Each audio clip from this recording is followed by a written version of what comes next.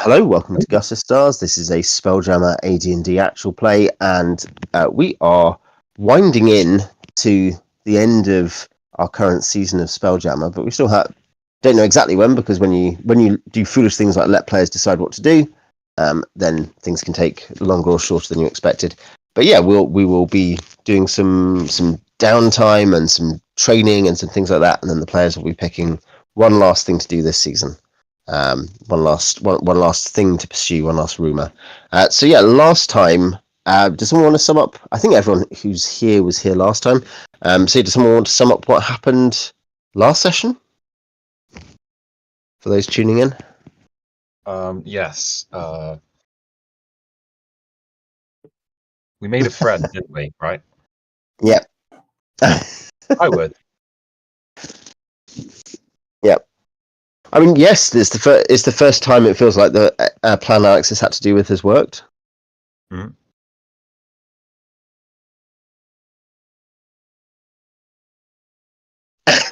Yeah. They're great in theory. Yeah. So we found a mind flayer on a boat. We were on that boat. Yeah. Yes. Somehow we came to an agreement whereby we went back to the Rock of Bral with the mind flayer under a very tentative truce between the two parties, and we brought him in and set him loose among the population. Yeah. And got away scot-free. I think part of your cunning plan for this did include telling him that if he mucked about or tried to dominate anyone, that you had people like basically with plastic explosives waiting to blow up the helm of the ship. Yes, we held the ship hostage so that we could use the ship. Yeah, basically said either we give you a lift or fried calamari. Yeah. And he chose take the Uber Express. Yeah. Through the sky. And we also met that giant, didn't we? And I discussed with him, if you're a cloud giant, if you're in space, are you in the sky or you're not technically? And he kind of politely threatened to kill you, I think. Yes. Like most Rowan's NPCs. Yeah. Very polite but threatening. Yeah. Yeah, you randomly had some cloud giants right next to the Rock of Bral, and he had was it manticores he had? Or I think it was.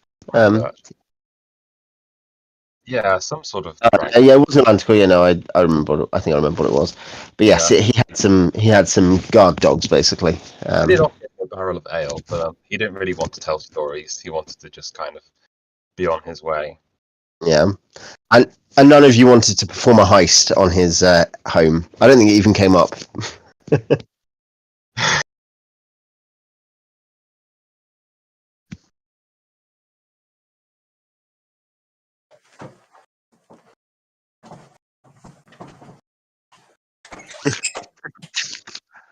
Well, I get what you mean, but you know. Yeah, Morthylla's I thought we were having a good conversation. Yeah, Morthylla's like, well, I'm 1,012, so. Yeah.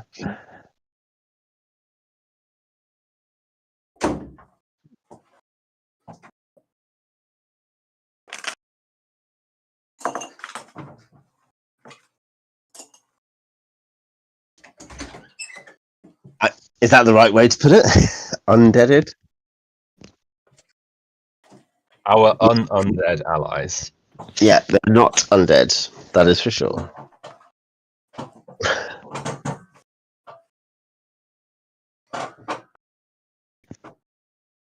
Yeah, you went around hitting everything on the ship was more or less the instruction, wasn't it? Yeah. So I think, what we said was that you had, that still meant there's stuff in the ship. You hadn't actually properly searched everything, but the particular thing we were saying you'd accomplished, because you hadn't any locked chests or you hadn't checked if chests were locked, that kind of thing. But anything where there was a chest or a door or anything weird looking, you hit it. Yeah. So technically, for all we know, there could be like a chest with a smaller chest inside that's a mimic. Yeah. Yeah. It's a jewelry box mimic. Yeah. It's like one of those Russian dolls, but every other one is a mimic. Yeah. And then there's like another Russian doll where it's the other set, where every other one is a mimic, but the other way around. So they're each mimicking each other. And it's just technically one Russian doll set split up. Yeah, but interspersed by mimics. Exactly, yeah. Hmm.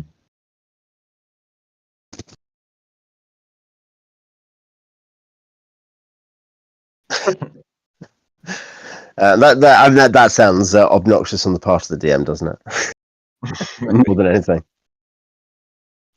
Alex is like, this is my idea.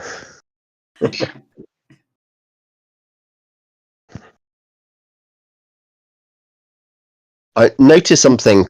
We regularly sing the praises of Reddit on this channel, but I've actually noticed that D&D Reddit isn't even the worst Reddit. Like it's something we make jokes about D&D Reddit, but other Reddits, basically, the larger the audience, the more likely it's nearly entirely ignorami. Yeah, essentially. Like it's yeah. I think I somehow stumbled upon like Middle East memes Reddit or something like that, and it was just like rampant anti-Semitism throughout the whole thing.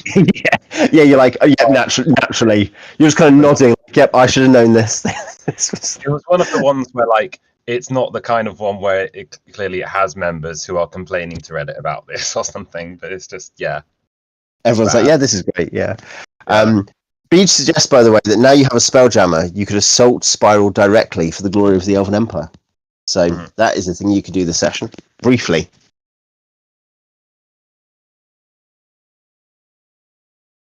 Yeah.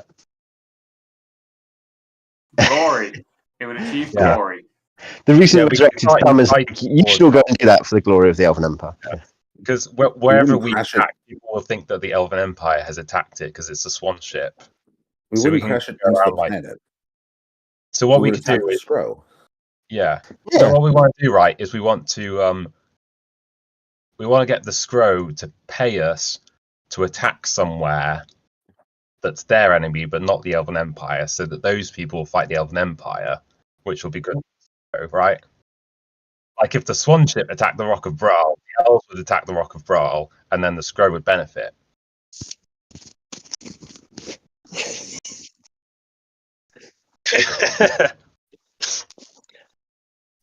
So, the things we had lined up to start the session, or to do, we definitely need to do are, this means most people can level. Ichabod the Scro can level. Xeethra will be able to level at least his fighter level, I'd expect. Sorry, is it like first edition in this, or is it like you can level the levels separately? Because I thought it had to be like... You level them separately. Oh, wait, no, yeah, sorry, it's separate. Yeah, you're right. It's like in first. It's the same in both, yeah. And then I actually think the only actual downside of old school multi-classing is having to try to remember the very simple but weirdly complicated formula for multi-class HP level up. Isn't it just that you like half it and then track the decimals or something? Well, it doesn't actually technically. It's that you halve it and then you add a proportion of your con bonus too. Right, I see. Yeah. Unfortunately, I have no con bonus. So it doesn't really matter.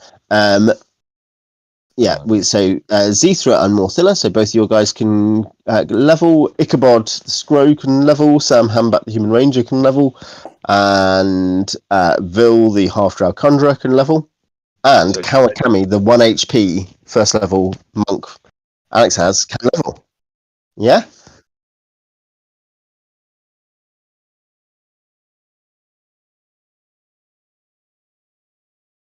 That's a good point. Should we open the chest then?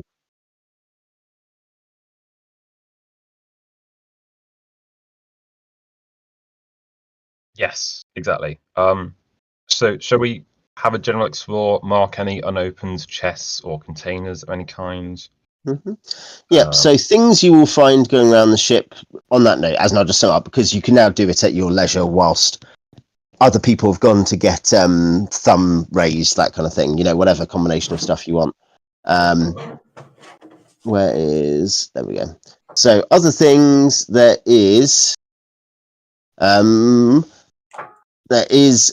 are some lockers in some of the staterooms that you haven't looked at. These are just kind of they can be locked. None of them are locked, but they're lockable lockers. And there are in the cargo head, so further up, where you put large luggage. There is what looks a lot like, and Fozzle can tell you this because Fozzle, your gnome smith, is there. Looks like a gnomish major helm, which works differently to normal helms. But yeah, there is, presumably that is from the Dreadnever. So you find that. Not in the head, in the baggage and storage next to the head. The head is the toilet. So you don't find it in the toilet. It's gnomish, but nonetheless. And there are a couple of nice rooms. These were the rooms you'd barricaded. One of which had the one that had chest next to the door. And which also has a chest under its bed. So there's 3 chests in that room, plus a map table. And in the other one, there is a tapestry on the wall, and there is a desk. So there are a couple of bedrooms with some things to investigate. Cool. Can I start rummaging through the lockers? Mm-hmm. Yep, Ichabod, this is, I guess. Ichabod, Ichabod will find one locker has 17 platinum in it, in a bag. Kind of, yeah. I will pick it up and I will put it in my pocket. Yep.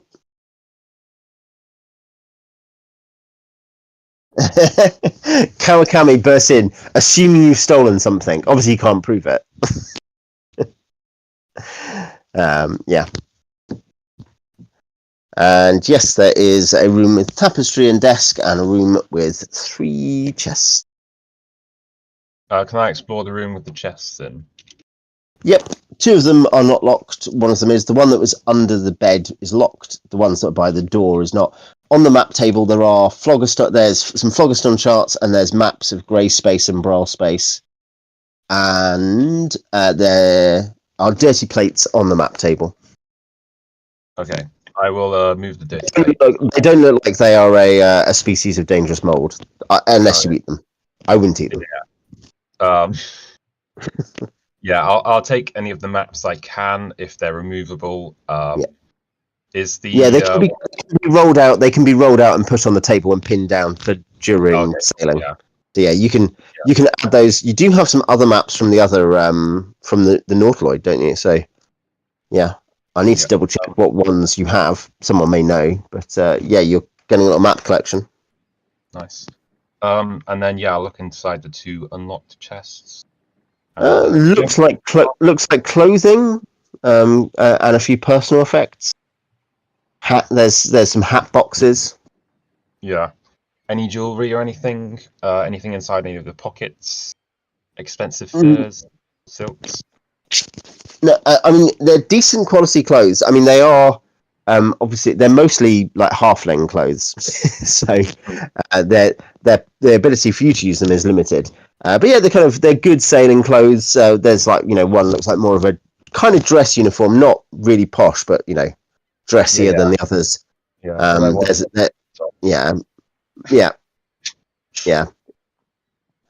If maybe you should cast enlarge on it and permanency on it, and then you could wear it. Yeah. Just consume like 5 diamonds just to enlarge a really tacky shirt into a normal size. like a 5 gold piece, a suit of clothes. I love these so much. I spent 500 gold on the spells. Yeah. It's like like buying a really cheap watch and like spending like £200 to repair it over the course of a few years. Yeah. Because it means a lot to you. It's like, oh, did your grandpa buy it or something? Oh no, I bought it on holiday in Mallorca. Yeah. It's like some quality, So, do we have a thief in the party, guys? He may get better. Okay. But we will take the test out. I think. Yeah. and now doesn't have any headphones. Okay, shall we go and find that mafia gang if we can, or something, or find some way of, or maybe a locksmith, and try and get the pay someone. So we'll pay someone to pick the lock, right? Well, I didn't think about the locksmiths first, all right? Because you think of this game in terms of character classes sometimes first, and you think, oh, thief, where would a thief be? Probably in the mafia. Criminal organisation, yeah. Yes. It's like, yeah. Yeah, I mean, locksmiths are they a specialist tiling, or is that something? Obviously, yeah. I don't know if there's, yeah. I think it makes sense. Yeah.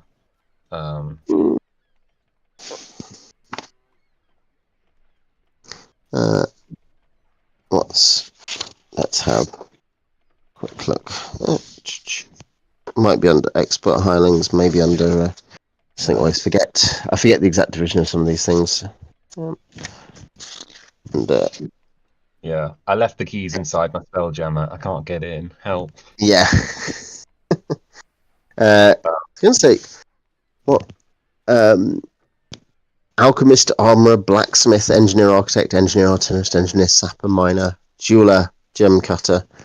I don't think I've seen a lot. Sage, scribe, ship crew, spy. Yeah. Let me get the Rock of Bral book, and I'll see if there's a locksmith on that list. 1 sec. Surprised there isn't in the core rules, actually. If not, maybe we could always try and find a spy and ask them if they can pick locks.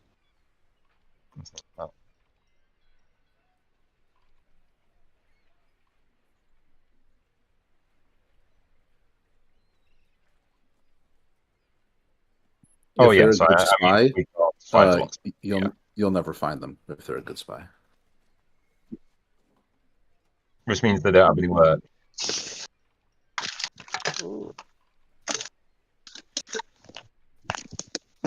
Yeah, with there's that thing where it's like glasses with a fake nose and moustache attached to it. So hello, I'm Mr. Innocuous.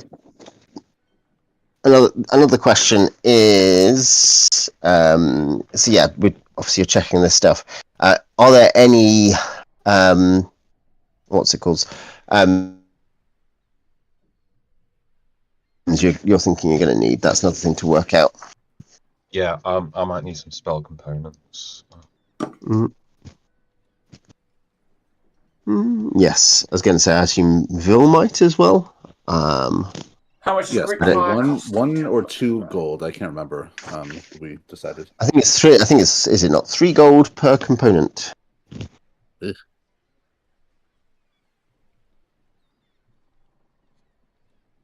Be on the. Is not in the house rules. I can only cast level 1 spells, so who cares? Yeah, it makes no difference. Yeah, could I get holy water then? Would that be 3 gold or? Yeah, I guess so. Yeah. How many platinums for gold? I've forgotten. Is it 10? Platinum is 10 gold. Yeah. Yeah. Okay. In that case, I will buy 18 bottles of Greek fire. Yeah. Wait, is it first edition where it's 5 then, or? I mean, it is. It's 10 GP per flask. For Greek fire. Yeah, there may be of course be limited provision of these things. You couldn't find any on Shipwrecker. It's like a rare component, but where it does exist, it's not like £1,000 or anything. Yeah. I would expect it to be rare, but we are on the mighty Rock of Bral, aren't we? So I have 2 questions. I could get a wheelbarrow, I suppose. Well, we are in a massive swan.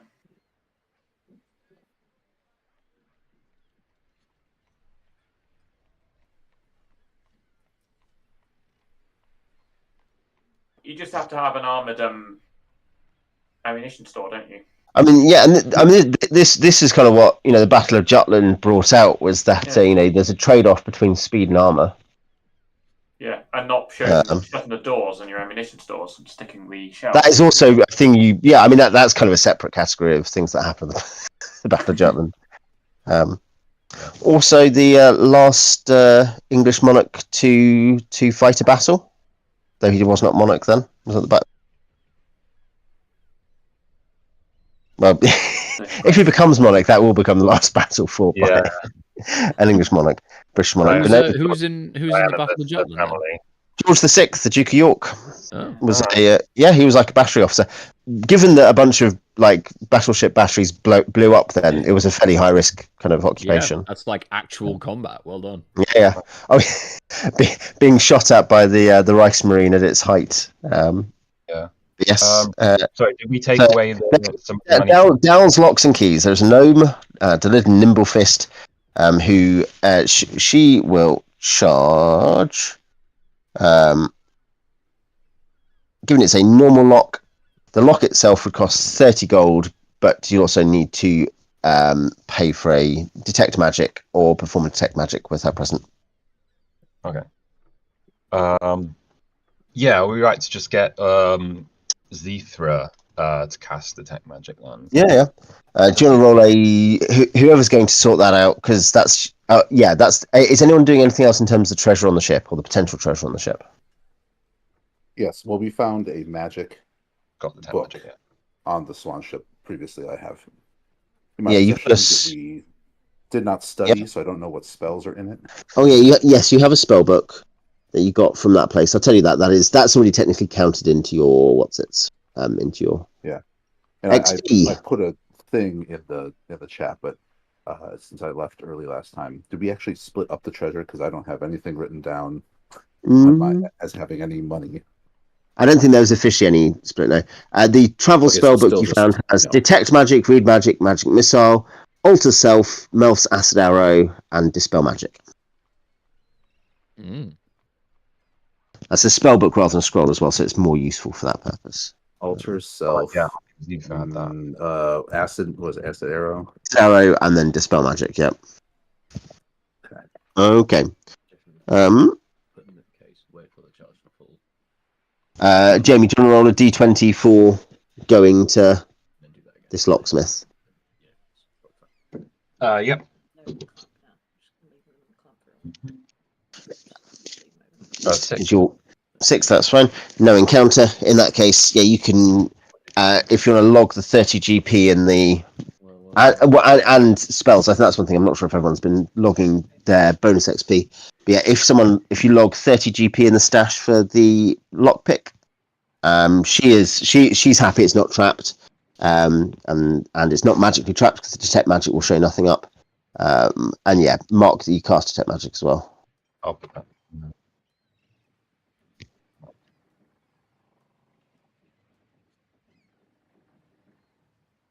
Yeah, you found. I think that there were 2 rings technically, weren't there? There was a shield pattern. You might have only had one. There was a wind gust one. This was in the mimic. There was 60 gold. There was a shield pattern ring, and there was a wind gust ring. I think you already did detect them as magic. Yeah, both rings are magic.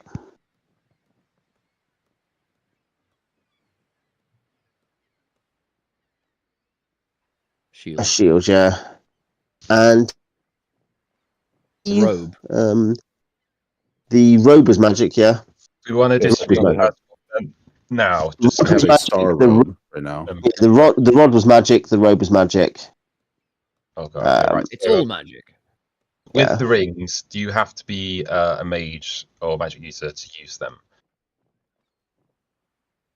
You can try to use a ring. Anyone can try to put a ring on. The same with wands. Yeah. Would we be alright to give Xeethra the shield ring? Maybe. He's kind of like a mage warrior, but still a bit squishy. Who is carrying the torque? But who has the torque now? By the way, is he a wizard knight? Torque, yeah. Does Vil have the torque? The torque +1. Xeethra had it. And he's got very good armor class, but very low hit points is the thing. Also, with those spells, did someone note them down? At least, just for later. B just did, I think. Yep. Yep, Yeah. I got him. Yeah. We got Yeah. the scrolls and the spellbook listed then. Yeah. In terms of scrolls, you have. I don't think you found any scrolls on here yet. Yeah. I don't think you didn't find any scrolls on the spawn ship. You have scrolls from the planet from Shipwrecker. Yeah. Do we look at them? I can have a I look. think with Xeethra, I've just got to go to the scrolls next to the spellbook. I got some points. You would have picked them up then because that was we did say. Yeah, I've got she was. Mm-hmm. Oh yeah, thanks. Cool. Yeah. Okay, nice.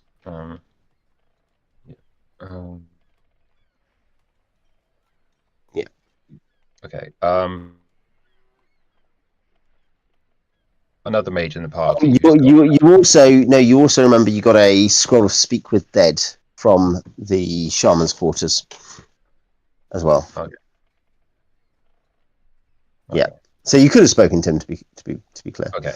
Is the person holding the scrolls someone who can use them? Well, I was going. Yeah.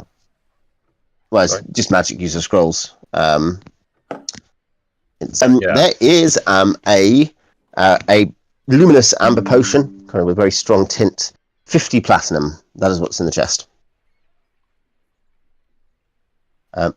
You will also find, by the way, searching stuff, that the snooker table in the lounge where the illithid was has a really fine set of snooker balls. Are they made from bone? They're made from stone. They're like marble, but as in they're not literally marble, but that kind of finish. 20 gold. 20 gold's worth of fine snooker balls. The red is hit points, right? Blue is mana, or breathing water. Green is stamina, but sometimes yellow is stamina.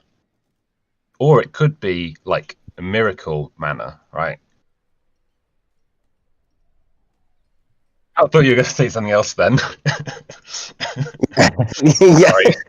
And potions are family friendly. Yeah. Con save. Yeah. Luminous amber potion. Yep. Yeah.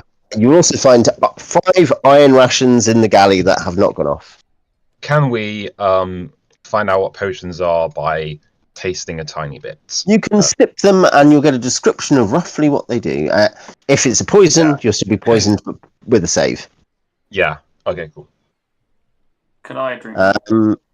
Yeah, I'll have a sip. All of them. Can I have all the potions that we found? You do have a brown potion from the Goblin Shaman as well, actually. I was talking about the Scro bit, yeah. I've also still got a glass canister of smoke from ages ago, but probably the thing. Okay, so anything there's the gnomish major helm. Obviously, I assume you'll do something with that. You might decide to sell it or keep it, or and then you've got yeah. We'll keep the rest of the stuff, but we'll give you that back. Have we identified the magic robe? Nope. Xeethra will put it on. Alex and Vil think. I think Vil was running it last. I don't know, but Alex and I think. You rip it off Vil and say, "No, not for you, dirty half drow." Stop racially abusing the poor guy. Yes. I think their assumption was it was a robe of stars because it had like shuriken in it. It has stars on it. Yeah. Anyone doing anything in the room with the tapestry in the desk? Yes, I will see if there's anything behind the tapestry. Oh, there's nothing on the tapestry. The tapestry is a very fine elven tapestry, so that would be worth the money. You don't even have caves behind your waterfalls, Owen. Minus this very streaming slot has had a cave behind a waterfall. Nice, yeah. Yeah. Okay,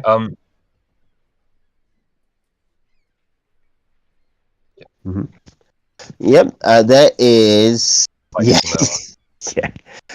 Vil points out that she's a lady, and you should definitely not be trying to remove her robe. Yeah, there is the desk has a fine ivory quill and ink pots, like ivory ink pots. There are some books on wild space elven history and magic of the Phlogiston. And next to the books there is a spell book, which I'll post the spells for later. Roll a find secret and concealed doors then, I guess.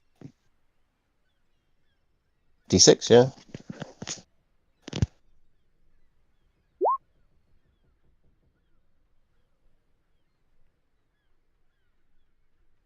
No, yeah. You're not sure. You don't find anything, so you can't be sure. Can we each try once potentially? Yep, you can each try. Yep. Is it on a D6? Yeah. It's a D6. Yep. We're rolling in Discord. Roll it. Or I think roll 20 if you're on roll 20. I think you are Simon. Simon, Sam, and Alex are. Simon, Tom, and Alex are. I roll a 6. Well, You didn't find anything. That's why I didn't do it on roll 20. Is it in misc die rolls? You put it. I will read the results. I failed, so Jamie rolled. Oh yeah. The least appropriate. You also still rolled a 6, so you do not find anything. Vil and Sam can also roll. I guess Vil and Sam can roll if they want. Hold on. Everett smash it apart, destroy it.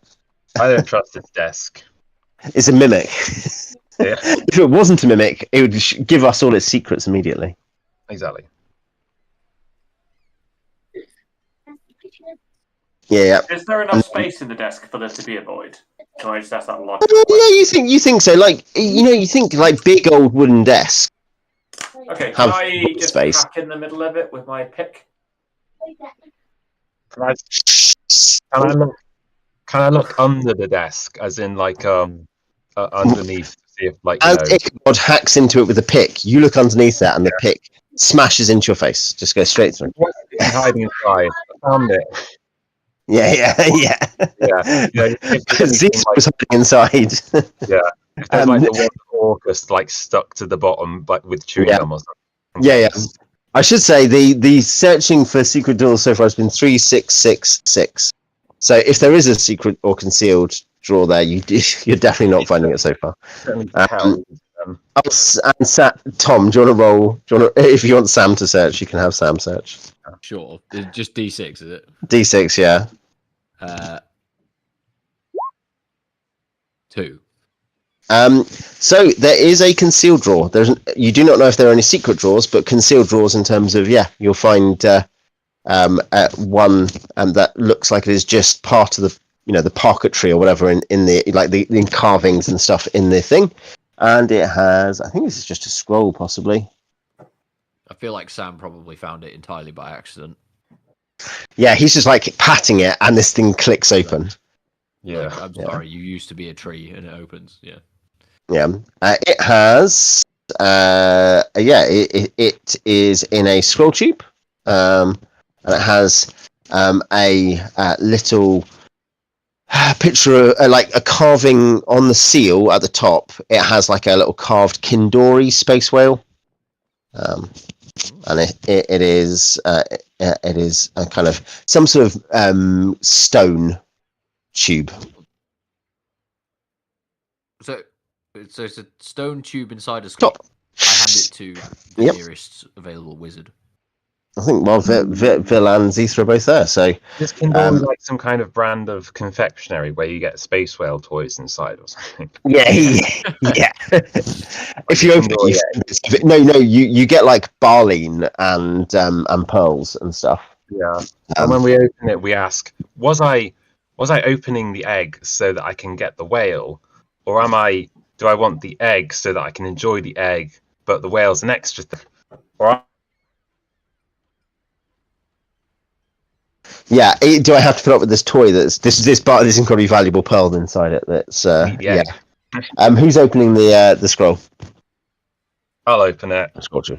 If Cool. yes. Yep, that's right. If it's cursed. It is a scroll. It has message, Tensor's floating disc, Melf's acid arrow, and fireball. That is a scroll, not a spellbook. So message, translating disc, fireball, and what's the other one? Melf's acid arrow. Melf's. Yeah, so it's a scroll of Melf's. Oh, yeah. Cool. Great. That is, I think, all the things I described you've checked through. So, yeah, you found some more treasure. Yeah. You want to go train? Yep. Okay. Why don't Alex? Why don't you roll? If people are going to be going to their various headquarters, why don't you roll a d20 for the street encounter? Nope. So I was going to say there are, I guess, Vil and Xeethra is going to be training to fight because that's the lower level. So Sam and Xeethra are going. I think we've established there's some of the mercenary companies offer training. Morthylla can go to the temple if you're wanting her to train as well. And third level, you mean, or? Yeah, to third level, yeah. She's a cleric. She only needed 3,000 because she's not a specialist priest anyway, is she? So Okay, nice. no. Does Morthylla have the XP for that, then? She didn't get level capped because. No, because you're at second level, so you won't be level capped. Nice. If you're at second, logically, if you're already second level, you can't be level capped on third, can you? Okay, yeah. Okay, cool. Yeah. And Ichabod, I guess, will also go to a shrine. Yeah. Oh, this is where my intelligence of 8 is going to make things bad. Yeah, so you can roll against wisdom or int d20. Make for you, Jamie. You need to make clear which character's training. Yeah. Okay. So I'll roll for Morthylla wisdom first. Yep. So Ichabod has passed. Do you want to roll again for Morthylla? Yeah, Morthylla Do we have succeeds. enough money to train all of our guys? Take on debt. Yeah, I was going to say you may well run over into debt. You can certainly all start. Yeah. Don't sell the ship. Yeah. How much extra money gets taken from the stash then for the first failure with Morthylla? It's plus 25%. I'm making a record here. Okay. Cool. Someone else want to roll? I think we've got I'll roll for Yeah. Sam then. So I want to roll under We need to do a final record on the stash anyway, Alex, don't we? For this adventure. Yes, roll for Sam.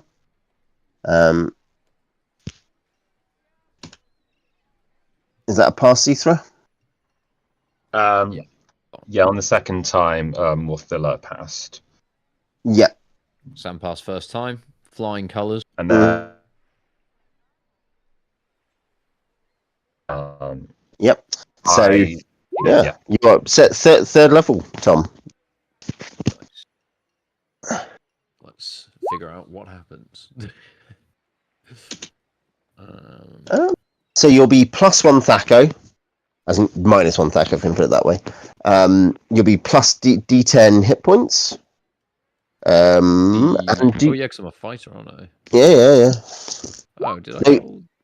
Yeah. So Xeethra gains 2 hit points then. With no con, yeah, that's 2. I was going to say it does make, given you're a fighter, that is a pretty significant help, even if it's only 2 hit points, given how fragile you were, Xeethra. Yeah, totally. Vil, were you rolling as well? And Kawakami?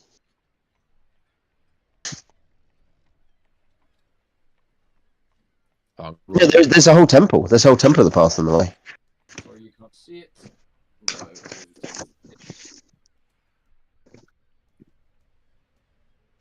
No, we already did all of my training on Shipwrecker because I got it free from the guild guy. No, we're saying you'll be able to, you will be able to train again. Oh, to 3rd level now? Remember, we're saying Vil earned 3,500 XP last session. No! Morthylla's only gained... Oh, 9. Yep. Vil. Oh, yeah, poor old Morthylla. Yeah. And does Morthylla have any con? No, I don't think so. Villa's going to pass. All right. I make it like that. Everyone pass except Morthylla with 1 fail. Yeah, I'm just trying to see if Thaco gets better at rolls. I'll check NWPs for people as well. Yeah. Um, Well, I suppose Thaco's in the DM's guide. Yeah. 7, Has you know. anyone got it to hand, the Thaco's the Cleric, if it goes up? Yeah, I mean, it is in. Okay, Priest. You gain at 4th level, so not Okay. yet. Next level. It's every 3. Yep, that's right. And Wizard is 1 point every 3 levels. Warrior is 1 point every level, and Rogue is 1 point every 2 levels. Cool.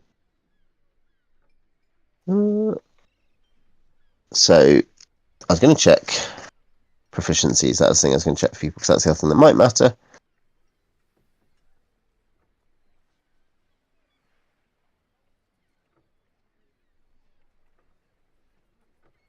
So warriors gain another weapon proficiency at 3rd level. That's relevant for you, Tom. Oh, cool. Another weapon proficiency. And another non-weapon proficiency. And Vil, you'll gain another non-weapon proficiency, and Morthylla, you'll gain another non-weapon proficiency at 3rd level. In each case. Yeah. Ichabod and Kawakami won't gain anything. Because this is a very priesty party actually at the moment, just because because of Ichabod and Kawakami being introduced as backup characters. The wrong bloody sheet. What an idiot.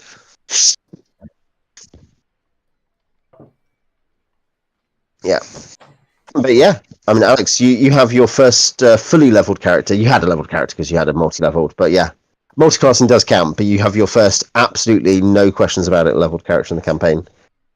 Well, other people. Yeah. Yeah.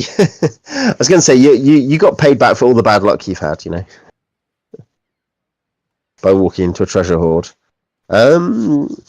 Ichabod gets 3. Yeah. This is because you don't have any decks, isn't it? This is the problem. You just have to make a monk with no decks. But you do now have 8 HP. So Vil got 1 HP. So Vil is what is Vil as a 3rd level conjurer? What is Vil's HP? Well, I do have a 15 con. Ah, nice. I've saved a little bit, so I'm at 8. 8. And what is comparison, Sam? What is your 3rd level HP? 24. Nice. Yeah, I'm gonna stand behind Sam. Yeah. Yeah, that's fine, mate. You do that. Yeah. And I think Thumb is like 17 or something, isn't he? Yeah, he always went down because he did, didn't he? Because his con went down. His con's not so strong. Ichabod is 10 as a level 2. And that's pretty useful because yeah. As for a cleric, it means you can actually stand in front if you've got decent armor. A lot. You do pick up. There's a point where you realize how much you're like looking to be, defining what a hit looks like at each level, because you can always be killed by a giant spider. So who cares? HP doesn't matter for that. Your saves matter for that. But I think for everything else, you kind of realize it's about whether or not you can take a hit. Just fair. I'm going to choose singing for my non-weapon proficiency. You're not allowed to do that in the game, though. In us playing, just to be clear. No, don't worry. You can declare that you're going to do it. Like can I do my singing? You're not allowed to actually sing. The game, but I can't do it. I can do it in the game. Game, no. Yeah. I will not be singing on stream unless you pay me more. Yeah. I was going to say, to get you out of your contract with Atlantic Records, Yeah. You're not a tenor. Yeah. Or a baritone. Great. I'm more of a bass, actually. Okay. Yeah. So, if that's everyone trained and you've done your treasure, I guess there's any resources you need, and just you want to put them in the stash, as in say how much you're spending on stuff. My and then there, so it does make sense. Yeah. And then you need to pick what you're doing for your last little thing of the season. Yes, you can. Yeah. You may go.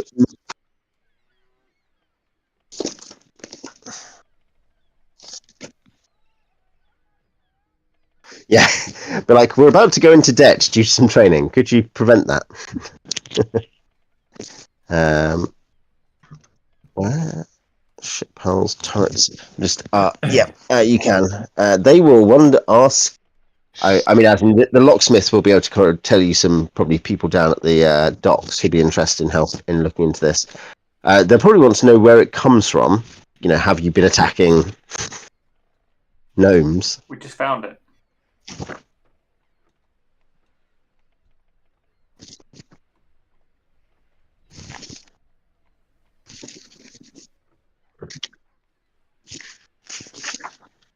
Yep.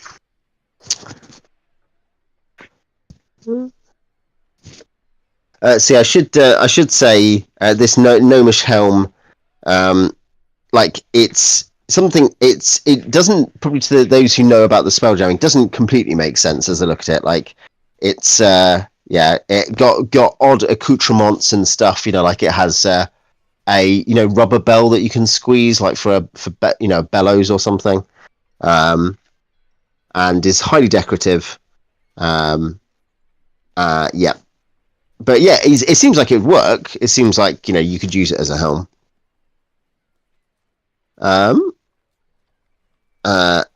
And yeah, so that they'll, let's see, Kawakami, what's your charisma, Kawakami? 6.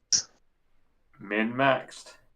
They roll. No, he's just minned. He's yeah. A min no max, please. I was going to say. I mean, despite that, their reaction check is 3, so it's not going to be that bad. They're not going to attack you for. They're probably just going to think you're really weird. Yeah, that takes you to 5. Yep. So they're still like. They just think you're weird, but they believe you. Yes, they will. I think they will argue that the helm is just their property. However, as a finder's fee for the ship, given the sheer value and the risks you've taken and so on, they will ask were there any mimics or illithids on the ship when you're there. Yeah. Yep. Yeah, cool. They will offer you 25,000 gold for it then. For the ship? No, for the gnomish helm.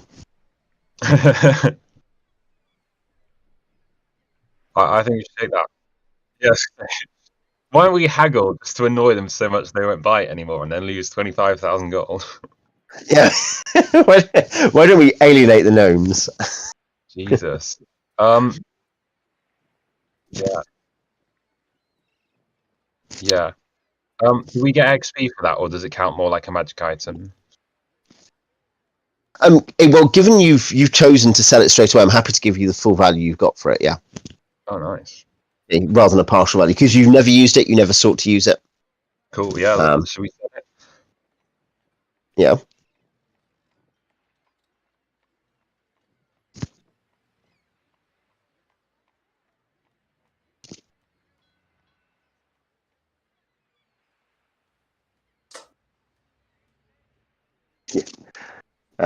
Yeah. What would you be wanting to ask from them as a bonus? A gnome for my garden. Yeah. Do you sell your people as ornaments?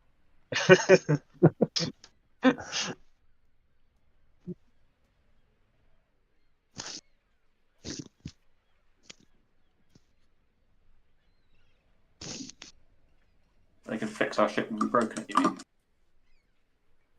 Yeah, should we ask for like one ship fixing coupon as like a part of a discount or something? Like 23 or 25,000, or 22,500. Do they have any thermobaric ammunition that we can have? Yeah. Yeah. Do you stock ABC weaponry? And can we buy it? Yeah. Can we get one of those slightly like pointy but rounded red caps that they wear? Yeah. Do they have any anti-mind flare weapons? Xeethra just has all these kind of offensive stereotypes about gnomes, none of which are true. Yeah. He's even there saying, you know, you all wear pointy red caps, and they're all just like dressed like engineers. Yeah. Can we have one of those like really small pairs of glasses that just goes on your nose, please? Yeah, like a pince nez. I'm so sorry. These are stereotypes I grew up with. It's all I saw on the tapestries back home. Yeah, on Elven television. Yeah. No, I mean, yes, they will say if you want for 2,000, you've said if you want a 2,000, roughly 2,000's worth of repair, or just over that, maybe, like as in 4,000 worth of repair. In the future, they will give you a coupon. Awesome. We got We'll have a coupons. coupon. Oh yeah. Yeah, great. All right. So, yep, cool. Sorry, I was saying, guess be able to remove yes. that tapestry from the ship. Yes, yeah, you can. What does it depict exactly? It is a kind of plant motif that kind of shapes it, but so it's got lots of interweaving plants and stuff, but they also resemble kind of paths between. It looks like how some depictions of the phlogiston are between crystal spheres. So, like where you'd see on a more technical map, you'd see, or like with an artistic forest, still you'll see the crystal spheres. Then you'd see kind of flows of phlogiston between them. Instead of that, it's like flower buds with vines going between them. But it looks a lot like it's meant to look like that. You know, like a stylized representation of crystal spheres in the phlogiston. Okay. Yeah. So can But with I an elven magic motif. on it with Xeethra? Can you cast? Detect magic on it again with Yeah. Xeethra? Yeah, it is not magical. Okay, cool. And should we sell it, guys? Yeah. I mean, it's possible it might be a map as well. Don't know if it's worth like taking it to someone to see in terms of that. If anyone has any NWPs that are like, knowledge of the it's not geography, of spacegraphy or something. Astrography. Yeah, very good. Planetology, yeah.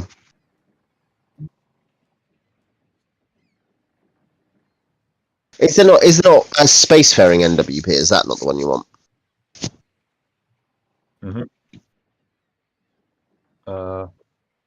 Let me double check if it's got that. Yeah. Yep. What NWPs have I got? You're an astrologer. Yeah, ancient history, ID of spheres. Not very useful. What does FAM have? ID of spheres? Yeah, you can ID the spheres. As in crystal spheres or magical spheres? Yeah, I think this is spheres. I've forgotten my radar. I've got navigation world space on thumb, but that's navigation. It's not really. Well, yeah, that's also kind of within spheres, isn't it? Yeah. Wild space is the area within spheres. So it means that you're good at flying in basically our space, but the phlogiston is obviously like extra magical space. It's a gigantic naphtha envelope in which all the spheres float. That occasionally explodes. Shall we perhaps see if we can take this to some kind of space nerd somewhere on the rock, maybe, or elsewhere, and ask him? He'll give us an honest look at it. Obviously, he might lie and just be like, "Oh, there's nothing there. I'll just, I'll have to buy it from you for cheap." But might as well. Yeah, 5 gold. There's a bookseller. There is also a map seller. There's like a map place as well. Okay, should we take him there? Take it there. Cool. Tom, do you want to roll a d20 for walking around in the city? Yep. Eventually, someone's going to roll 1, and you're going to get killed by Yakuza. Damn. Yeah, it's time for Yakuza. Nah, not today, son. Yeah. Great. So, yep. You go. I think it's an elven. Meet some guys in, like, white jackets and red shirts. They start singing back in Mitai, and yeah. and we start. Elmander, who's half elven, is Mhm. Bral's most famous astronomer, who's retired from adventuring and takes up surveying and is a surveyor and charter. And there's like a whole staff of cartographers and navigators who come and report to him. So like they go and they bring back reports to him. So he has very accurate. So his star charts are like 300 to 800 each. They're expensive, but the whole point is they are the most accurate in the business. Okay, nice. Yeah. I hope they're also delicately engineered to make sure that like the Rock of Bral is way too big or something like that. Yeah. Well, it's also free to get them updated with the latest updates. This is there's a lifetime guarantee on accuracy. Yeah, nice. Yeah. Yeah, should we go and ask? Yeah. You note that the map of Bral Space has it is called the whole thing is called Spiral Space or Bral Space, and the planet is Spiral under Orc occupation, Scro occupation. We could also ask about cartography missions, maybe, just in case. Yeah. I mean, he'll probably ask if for cartography. If you're there, he'll ask what ship you have access to. I would say only the finest elven war vessels. Really good for inconspicuous cartographing and totally not being attacked by soldiers. Yeah, I was going to say you have it's used by elves, but technically your ship is a halfling ship, isn't it? Hasn't it? It was made by the halflings. Yeah, swans were halflings, but it's that elves use them. It's like the only because elves use live ships and they use swan ships, which they buy from halflings because they're like, oh yeah, these are good. They're like their trader. Yeah. No. What's that? Yes, Alex.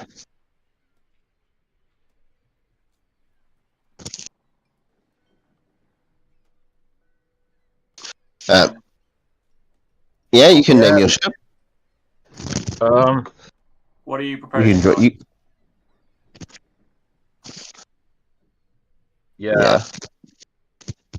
Yeah, we need some entertaining names. He'll say that it is essentially it's his. He'll give this advice for free. He wouldn't be interested in it as a tapestry, obviously. As a map, it's interesting as a historical curio. It depicts a kind of ancient, limited kind of map of map of these spheres. There's obviously been like depicted in a stylized way. He'd see it as elven in origin, kind of representing probably the early days of the Elven Empire. The Star Empire, kind of when they'd started to kind of spread across the stars and meet up with other elves and stuff. And so he'll point out point out that, for instance, Bral Space actually isn't on it. It's early enough to have that, but it has a variety of places, including some important elven-dominated spheres, and it has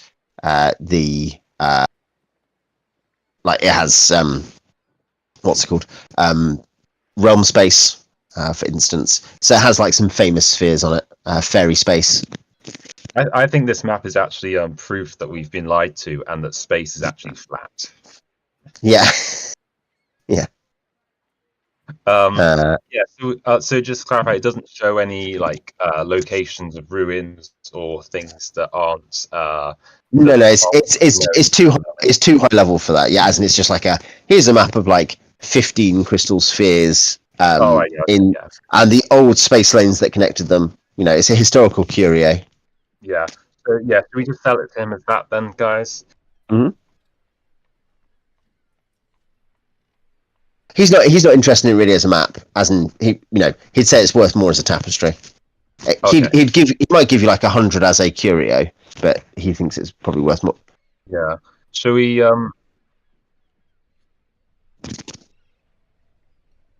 Yeah. Hey, you've helped matchmake an elven noble's daughter. You might not want to talk to him about it. Yeah. Shall we go and find the the most expensive part of town in terms of where people go shopping to buy like pearl necklaces and stuff? Well, there's the great market and the area around it here, and then there's the noble district over here, which you know a couple of nobles. You know Hastane the Rygar. He is the permanent party. You've even marked out his. I think that's his estate that you've marked out, isn't it? I'm not sure if you'd want it as much. We need someone who's a bit more of like the matchmaking. Yep.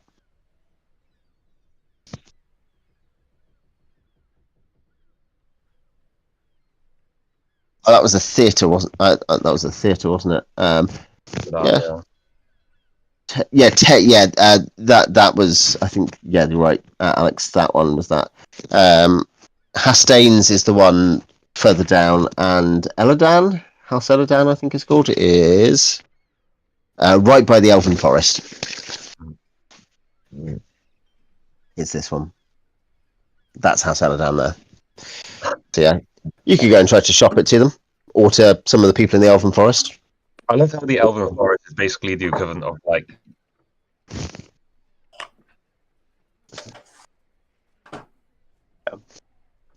Or you can go to commercial district. You know, up to you.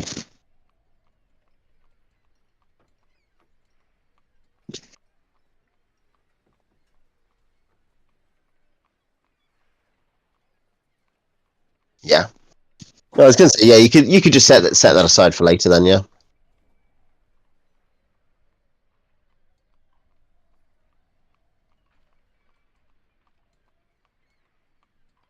Yeah, cool. So yeah, I guess in terms of cartography, he will suggest first things first. Can you guys hear me?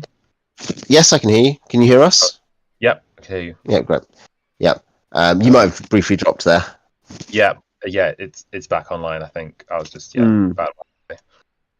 No, that's fine. Yeah, shall we? So yeah, in terms of cartography jobs, he will say one in terms of a local job, but one which, you know, certainly for those with a proper Spelljammer rather than a kind of a system ship might be more appropriate. Is checking whether there are any extra obstacles between Spiral and Iron Piece. Essentially, this is a wartime navigation clearance job, you know, or checking job.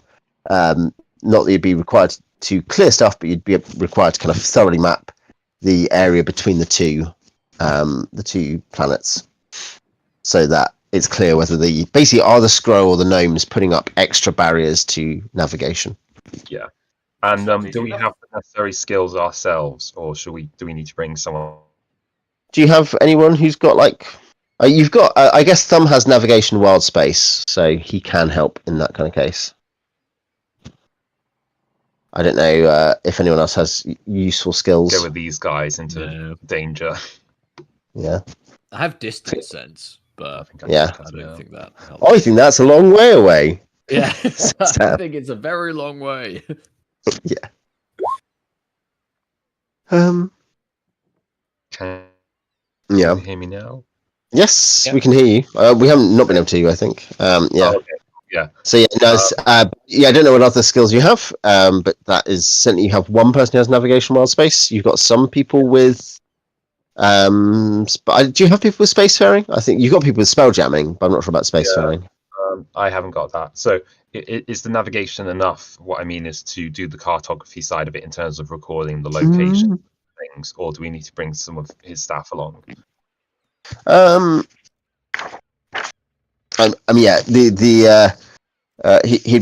offering the pay as danger pay for someone else to go and do the hard job for him. How about you guys? And you come along, do the job. Yeah, take us. I'll be right back. I'll get a different book. Well, yeah, because like it wouldn't be ridiculous for like a cartographer to be with us and us to be there as like protection. But it just depends on whether it's a job that we could do or not. The actual recording of the locations. It might be a different fee though. Like, do we need like a really long stick that goes all the way to the ground of the nearby planet to like measure the distance? Like a depth sound. Yeah. Like tape measure this really, really long. So, cartography is a wizard, priest, rogue non-weapon proficiency. Some of you have just earned NWPs. Vil has nav wild space as well, but some of you have earned. Put one into cartography. They may. Well, if someone wants to retcon that for the last 2 weeks they've just been studying maps, revising for this mission. Yeah. I mean, while they've been training. Whilst been training, if cartography is intelligence, my intelligence is bad. Yeah. Yeah.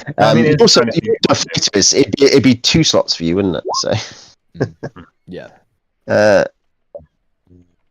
I was going to cartography is one is kind of what you need if someone wants it. I was going to say, who did we say? Morthylla and Vil, and we said someone else one, didn't we? I've got intake. It was Sam, wasn't it? Yeah, it was Sam.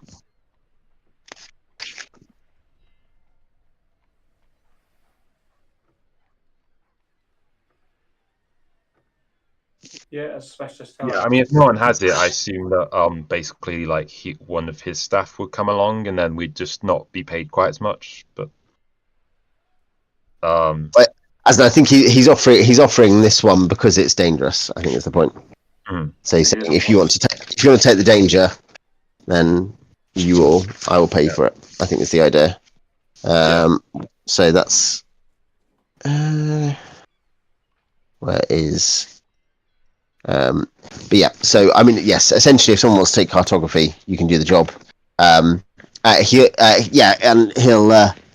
offer at 2,000 plus any. You obviously keep anything you find, but 2,000 for a full survey in that region. The other one will be is an investigation of. Not entering, but investigating near a Sargasso between here and Grey Space, and essentially just carefully check, plumb the boundary of it. You wouldn't need cartography for that. That would be 3,000. I think that sounds like the one we should do. It pays more. It's probably easier. Mm-hmm. What could go wrong? Because that's what I always say. Yeah. I think Vil says he's willing to take cartography, so you can do both if you want. Essentially, let's take both. That's the most money. Yeah. Yeah, I mean, if we could fit them into one trip, maybe, especially. Yeah, economize. This sounds like a great plan. Yep. Just drawing pictures of space, easy. I think we start taking bribes from like the Elven Empire to start messing with the boundaries between. Yeah. Oops, we might have just accidentally made your country a bit bigger than it actually is. Yeah.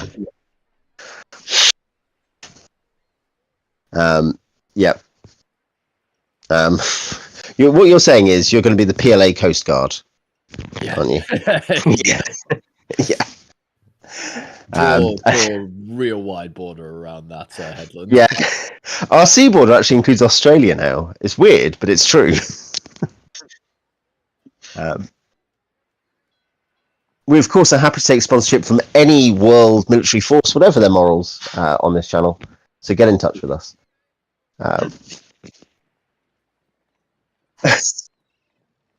Yeah, if you sponsor Dicecam, we will say that Australia is part of your country. Dicecam. Yeah.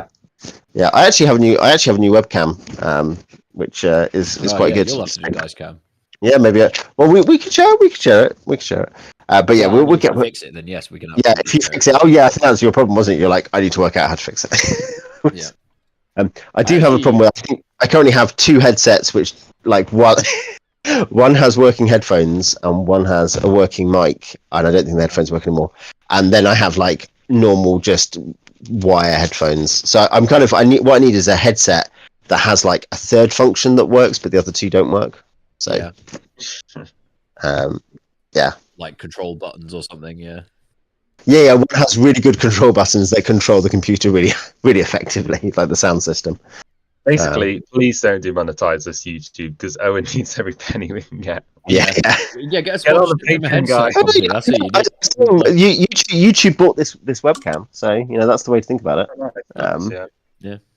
I'll spam your videos with likes, so and we'll get do the old engagement for the engagement god. Do the thing where you press the share button and then you just go on copy link, and that just like gives an engagement point, even though it doesn't do anything really. Yeah.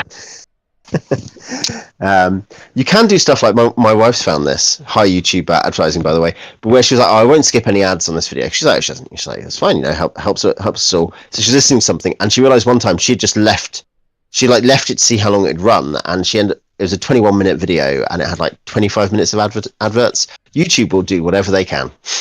Wow. Yeah. Absolutely. Essentially, unless you teach the algo that you're only willing to take so much, they will take that inch and go 5 miles.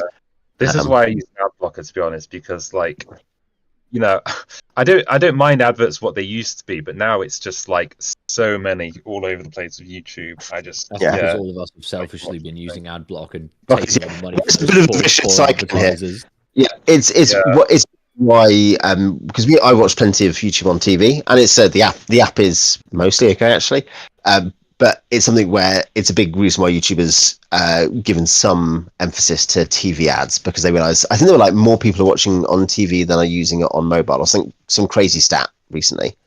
But I'd rather you give people more money from like subscribing to a few cheap Patreons than watching loads of ads. I think it's like with music, right? Most music I essentially listen to with YouTube with an ad block, but I do own a decent amount of CDs. I don't spend much money on it. But I think for like a small number of CDs, you give artists more money than streaming. The streaming platforms generally are not and band merchandise very as good. well. No. I would say I do have a Patreon people can go and sign up for. Very, very minor rewards, but to give me money. Buy Owen a new headset. That'd be the next thing. Would be. It's good. You get D&D modules. You get lots of great things. Yeah, movie reviews. I put up some movie reviews recently, actually. Yeah. Also, your character's actually less likely to die in this campaign. Also, if you pay money, then mysteriously, I should have known. If you pay money, are other characters more likely to die? That is a tier. That's a tier on the Patreon. Yeah, that's I would have to pay for characters to die. Yeah, Jamie's character only died since he forgot to renew it. It's weird that happens, isn't it, Jamie? Owen post hints about the adventure in the Patreon. It's like, oh well, if you saw my Patreon post, you'd know that chest is a mimic. Clearly, you aren't actually subscribed. Yeah. What the god Remainoth? Do you think that will affect Gaston or Ichabod? Yeah. No, what happens you can kill the god of madness, but you become the god of madness. Yeah. I was going to say, if you do that, you can do that, but yes, then you have to actually become the god of madness. You have to wear an amoeba suit in real life permanently.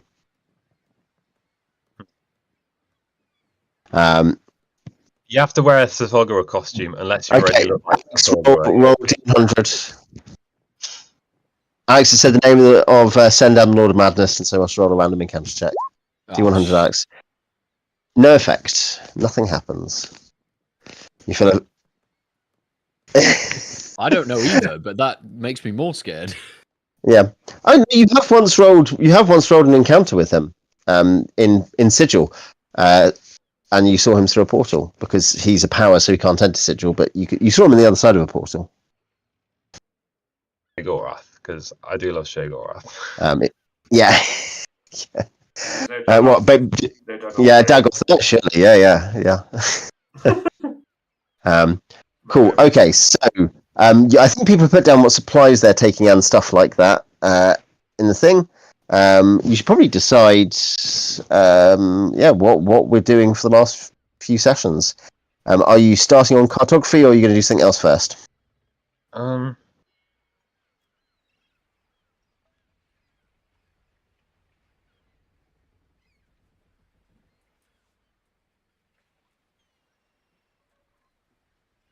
Yeah.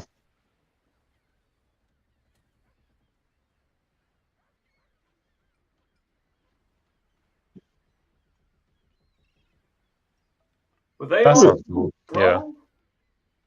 Bral? Sure. Okay. That was Yeah. that seemed like it was a crashed ship. The place where we found the rod that one, and we opened a box and there was a snake jumped out. Is that Wasn't that the whole dungeon then that we went through, or was there more to it that we hadn't gone into? No, that was fairly small. Yeah, that was fairly small.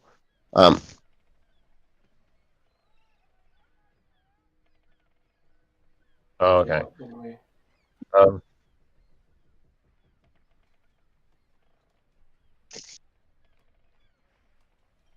Yeah.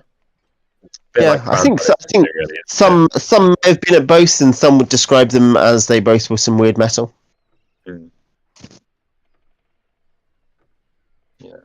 He might have had an opinion about it, but he's dead, Alex, because you didn't subscribe on Patreon. Yeah. As well as that, can I vote for us to take that 3,000 gold piece cartography mission where we go out? It was somewhere quite far in the borders, somewhere, wasn't it? Yeah, it's leaving the crystal sphere. You're going to be leaving the crystal sphere. So yes, one was inside the crystal sphere and one was beyond. And I think I think Simon and Beach were both suggesting take both. Yeah, and just do them on the way. Yeah, that's a good idea. Because I think it'd be nice to try and find a way to explore some of the weird bits of spell jamming space. Yeah, you want to go to a planet where it's like, the trees bleed and the bushes are made of metal and there are weird. I'm keen to get back into space. I think that's We've done some stuff on Bral, but we've got a swan now. We're in a Spelljammer campaign. We're unstoppable. And Sam has 24 HP. It's great. When the ship is destroyed, it won't make any difference. Yeah. I Yeah. also, depending on how long this mission is going to take, I'm actually going to recommend we hire some crew, like for manning ballistas and whatnot. That's a good idea. And just so we've got more people. I assume you're going to take everyone. You're going to take the Major and Stipe as well, who have obviously been training. They're going to come. Those furry creatures, though. Still, do you think we could train them to like man? The space hamster. The chatters. The space hamster could fit on. Yeah, the space hamster could fit on. You have to work out some space for it, but the space hamster can come. Oh, can we like? Yeah, we need a space hamster. It's like something to just like drop on whatever the place we're attacking is. You're going to tell you do have a pet space hamster, but a giant space hamster.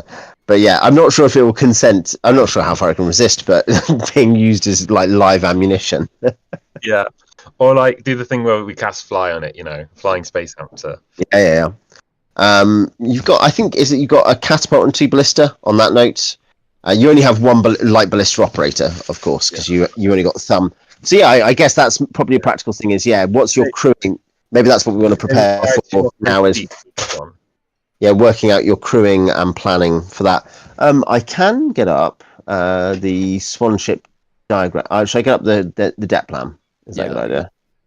Owen, how many people does it require to man each bit of siege weaponry? Is it 2 per? Light ballista is 1. So that and catapult might be 2, but I will need to check for you. Okay. As I think, where have I put that book? It probably want at least 6 people then, right? And then an extra person to actually drive the ship if we're fighting. That's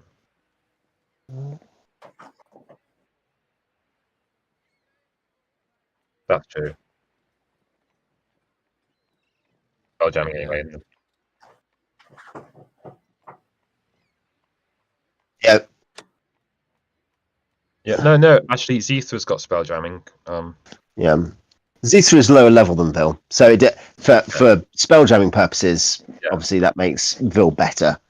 For spell casting purposes, it also makes Vil better. But yeah, in case one of the 2 gets injured or isn't around. Yeah, no, absolutely. Yeah, well, any caster can. So it also means who Morthylla is not an is a good reserve as well because she's 3rd level. So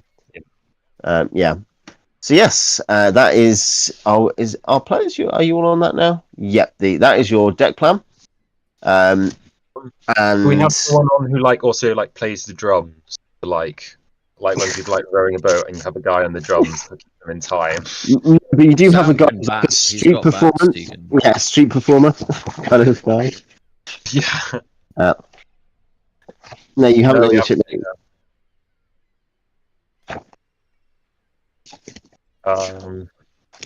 And if they're bad, that would be Neckbird. horrible to you. Neckbird. Neckbird. Sure, Sam. Is that what you actually want? That's Sam's suggestion. Swan space. I don't know. Cygnus. Cygnus, yeah. No, he's named it after a constellation. Can we call it the ugly duckling? That works too.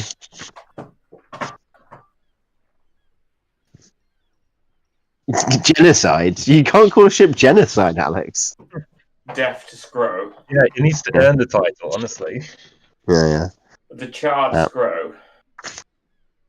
So in terms of crew minimum is 12, full complement is 32, and the medium ballista, sorry, on the Swan ship, not light. You've got a light ballista which takes 1. Light ballista is 2 each. Sorry, medium ballista is 2 each, and heavy catapult is 5. So you need 9 gunners for full crewing.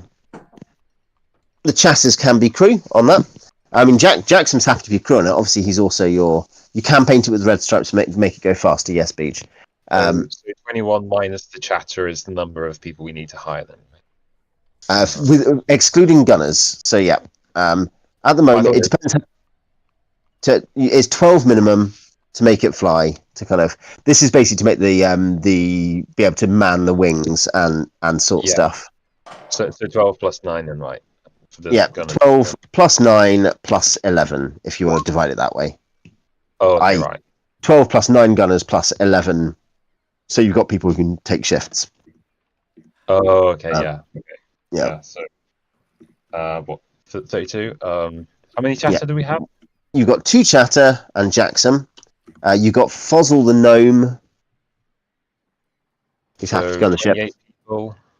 Yep. And then how many characters are there? Wait, how are we able to man the ship on the way here then if it requires that? Because you were a skeleton crew on the way here. Okay.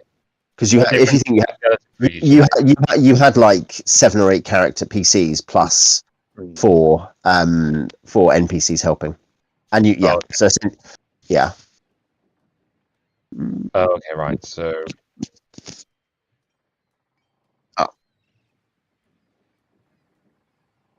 Yeah, that's fine. Yeah, I was going to say good night, Tom. Thomas had to dash. Yep. 28 people, including PCs potentially. So and everyone has 2. I think everyone has 2 characters. Alex has 2 characters. B. You only have 1 character, don't you? So you'd have 11. So be 4 plus 11 PCs. We want to hire 20 people then, really, right? Plus 4 allied NPCs. That's 15. So 17. So you want 17 NPCs. Yep.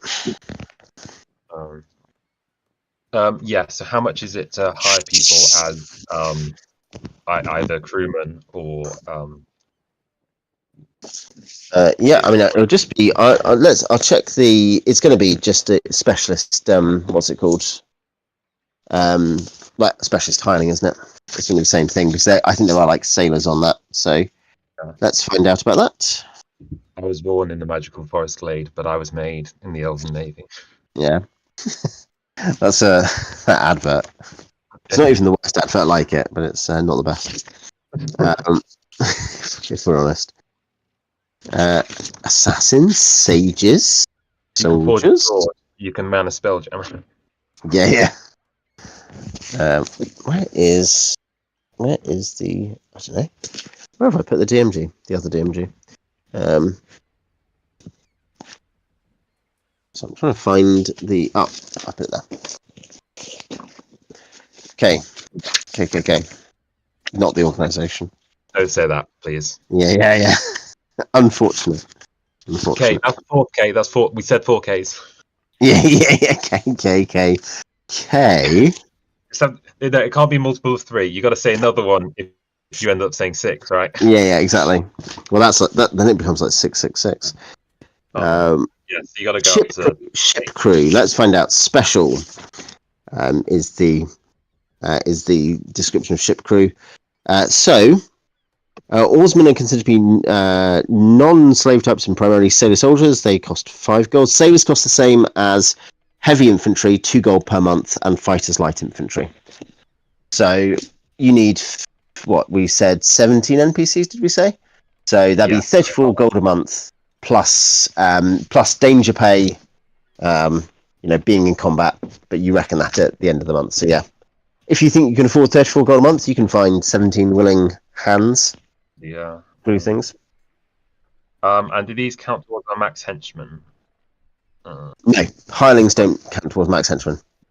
Yeah. You don't actually have any henchers.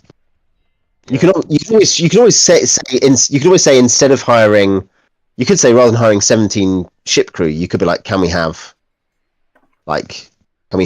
get some henchmen as well? That'd be fine. Yeah, I mean, my character's got like 6 henchmen. As in you can, yeah, exactly. I was going to say people underutilize them. I don't think it's actually even because people are worried about treasure shares. I think people just don't think about it. Obviously, in our open table game, you have a couple of henchmen who are very productive and useful members of the party. To be fair, it's partly because like if I already have 2-player characters, I'm a little bit less likely to hire a henchman. People are less troubled about the opportunity of having more henchmen because they're not thinking about them as backups in the same way, are they? Yeah, you're right. Yeah. But yeah, I might be tempted to get a henchman at some point because my character's going to have some bonuses, mild bonuses for loyalty and stuff. But it's probably not urgent. I was going to say if anyone wants to hire some henchmen, they may. Probably Kawakami is not going to. Yeah, I think I might just leave it for now, just because it might get a bit complicated, kind of like running an extra player character and stuff.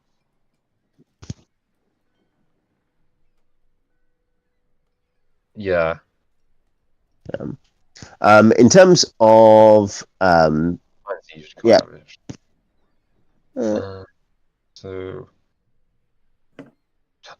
do we also need to pay for their food and supplies and arms? Yes, you will need to. Yep, that's right. Should we sort out buying that stuff now then? Yeah, I mean, if you want to list it, you can also list it between sessions if desired. Yeah. So of those 17, what number were the mercenaries or heavy footmen? You were current unless you swap any out for henchmen, it'd be 17 sailors, who are they cost heavy footman rate, but they fight as light footmen because obviously part of the cost is that they are sailors. Very cool. Carry a harpoon. Yeah. So we just list out the items then as like, say 17 spears, 10 crossbows, 100 corals, that kind of thing. Mm-hmm. So just do that in time. I'll put light crossbows.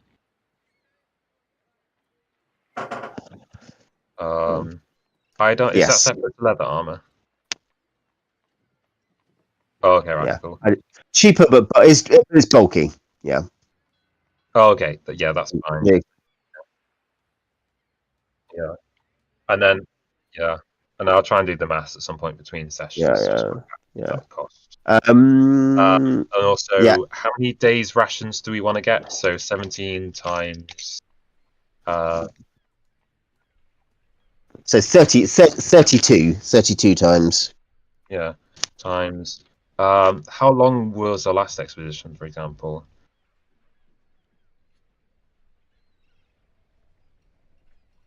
Aren't you? So.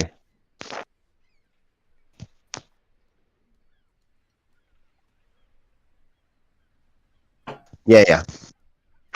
Yeah. So I will sort out before the next session. I'll sort out the like you can have the profile now that you own it, and I've officially cleared it. It's a I'd say it's 32 tons. It is 32 times the size. okay. So we need just say we need 1920 rations, guys. Yeah, something like that. Yeah. Yeah. But was anyone interested in henchmen? As in, because I can do that now. I can give you a henchman list if anyone wants.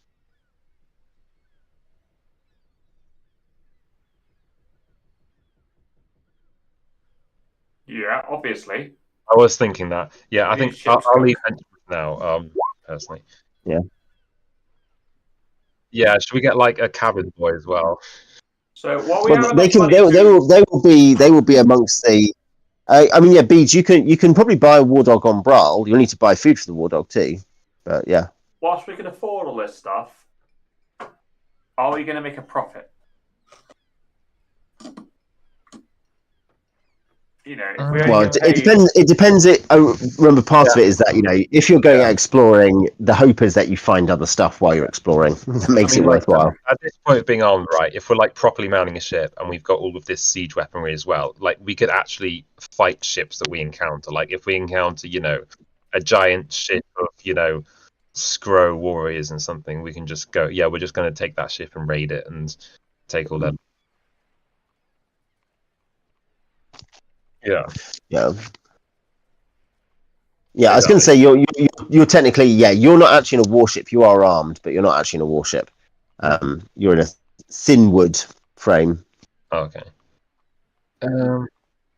Yeah. We're no longer total wimps.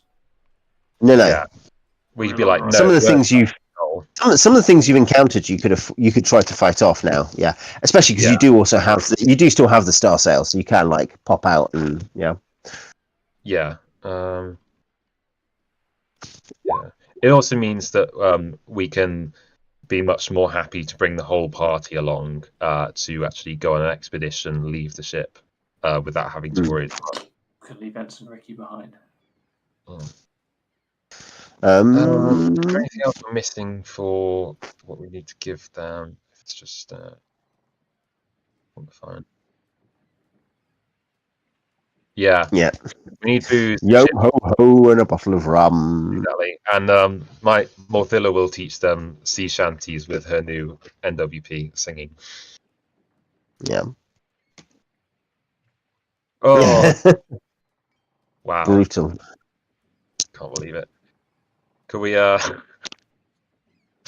hire someone as the ship's figurehead and just strap them to the front? Well, don't feed them so they just die. And then they die in the cold space. Yeah.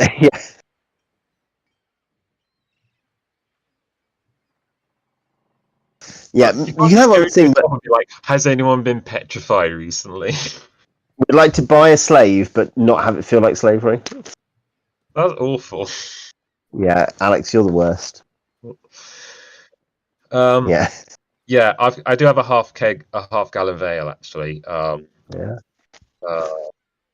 very enough. If we had,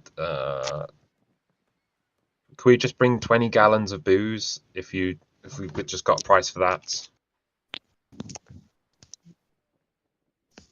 Well, it only has to be for special occasions.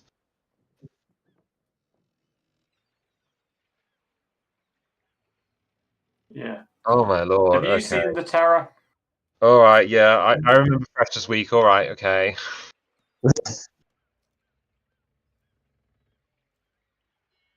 How much liquid can we fit on board? So we're not going to make any money on this. Your cargo hold is 32 tons. So if we got 20 gallons times what are we talking gallon a week per person then? 20 times 80, right? Maybe so like 800, 1600. Okay.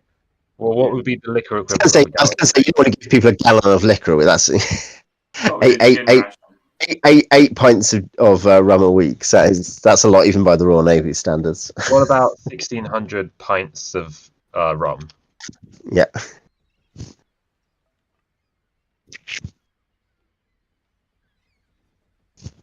Well, you're the one saying that people need to eat like you drink, like I'm not saying beer. I'm not. I said pints of rum because that's a pint a week each. I mean, it should be Scotch-free, shouldn't it? All right, Alex. This is a pint of rum a week each. That's what 1,600 would be. What do you suggest? Half a pint? Shot? I am because You've got an elven quartermaster who's like, no, this is how it works.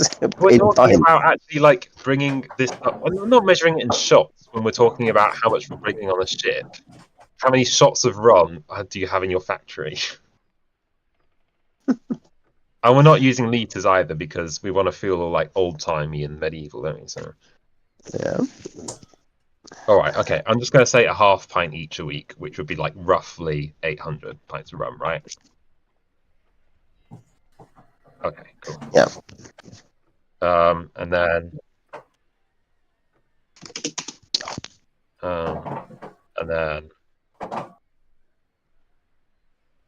anything else that would keep morale up?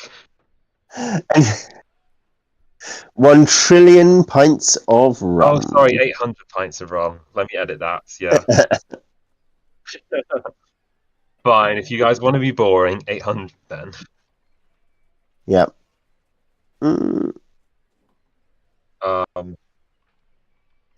Shall we actually bring like a professional entertainer or something? It's roughly a pound in weight equals a pint of liquor. So. Yeah. I mean, like Morthylla does have the singing proficiency, so. I do have. We need all this crap?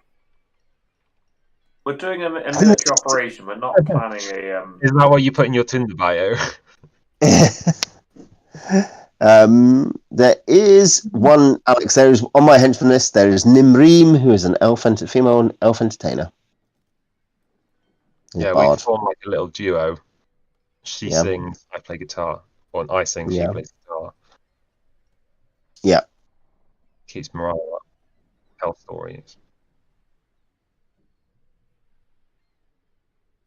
Just to clarify, this person's presumably a bard in terms of not the character class, but just in terms of being a the 2E character class, first level bard, Nimrim. Okay, yeah. In terms of 2E character class, not the first edition prestige class. Yep. So 1 first level bard as well. So yeah, well, in that, do you want to remove a crew person for that? Yes.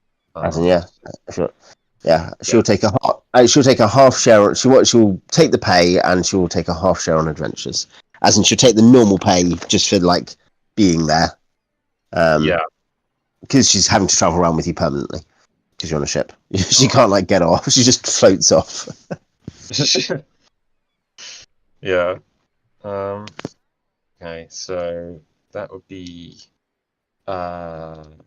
so because that's from 79, so that becomes 32 gold a month. And then so bard gets half share. Plus, what else was that? She'll take the normal pay, so for being a sailor. So she'll take sailor pay just as her like retainer for sitting around on a boat rather than doing anything.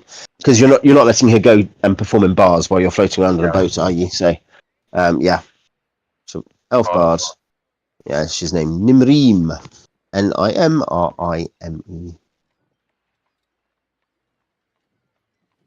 Like that? No. And yeah, that's right. Like a trireme, a nimreme, a bireme. Yeah. Quadreme. No. Nonoreme, yeah.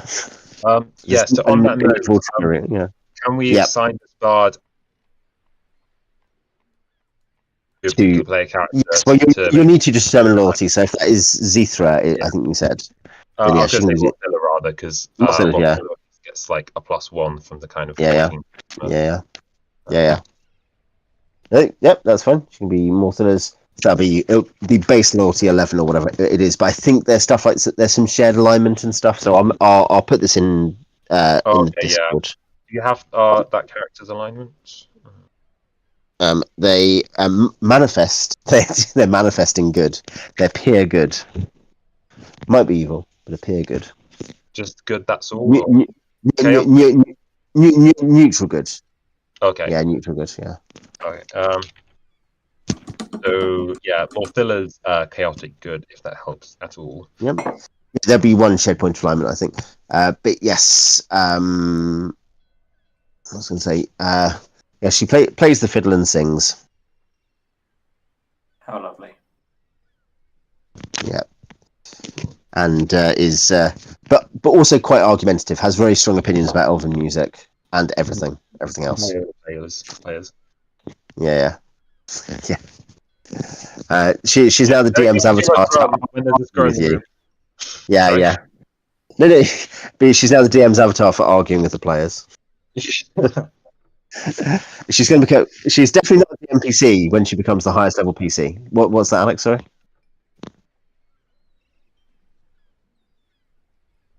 Well, she can refuse to do it. Remember, Grosh does that in our other campaign. He's like, I'm not going to go there. No, there was a discussion with it in the Devil Temple, wasn't there? Like, Grosh, do you want to run in there? And he was like, no, I'm not going to run in there. Yeah, that's me. Not even for a dare, Grush. Yeah. Why can't we peer pressure our NPCs? Yeah. I think it's when you hired a super competent orc who you'd rescued from giant lizards, orc fighter. It was like, I'm not going to, no. I could be hired by any mercenary company in the world. That's understandable.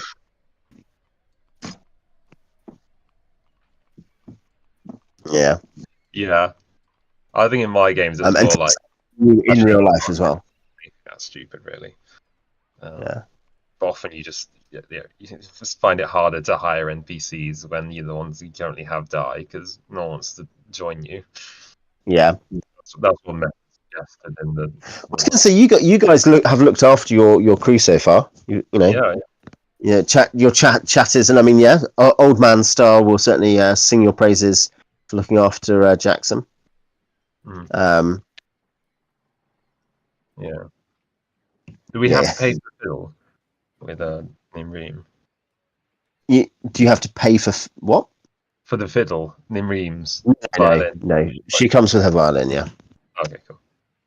No, so that is fine. Yep. And yes, you have a war dog now, so you may want to buy some food for that. The war dog doesn't need to count into the kind of crew, but obviously we'll need food. So food, just presumably 60 rations. For a dog, it'll be normal rations, but you can't just rely on grain because they are obligate carnivores. Apologies to our vegan audience, our vast vegan audience. Imagine if you found out this was like the favourite D&D actual play podcast of a really specific subgroup. Like the Amish seem unlikely, I grant, but imagine like the Amish or vegans. This was just the thing they watched. I think vegans spend a little bit more time online than the Amish. Yeah, some people call them very online. Yeah, I mean, to be fair, like with dogs, like I mean, I don't really know how much you can get away with feeding them. Like you can't. Vegetarian. Some people do. Yeah, I'm there are not things that people saying you should or that it's ideal, but obviously, like I think you can supplement their diet. You can protein. You can be like, here's some. Yeah, it's not good for them. And I think they're like dogs and cats do kick off even worse than humans do on that kind of diet. I think because we're omnivorous, they're carnivorous, so they notice the fact that things aren't quite right quicker. Whereas humans can get by on like a very different diet. Sorry, Alex, what were you going to say? I assume that's a stomach thing, like chickens eat stones. Yeah. So I assume glass may be similar, not the same purpose, but it may be a digestive thing. Yeah. Bit like yeah. I've never seen any of my cats do that. Are you sure your cat's all right? Yeah. Cats do that. His cats are vegans. Yeah. Cool. Probably because I'm eating all that grass. What was in the grass? Yeah. Were there herbicides? Had you just put like Rentokil all over it, or Roundup. The grass is turning the cow.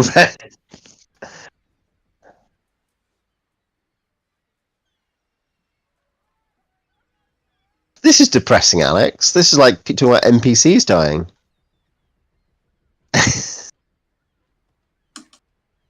Yeah. No, you Yeah, had a rest in cat called Merlin. We actually had a cat called Merlin.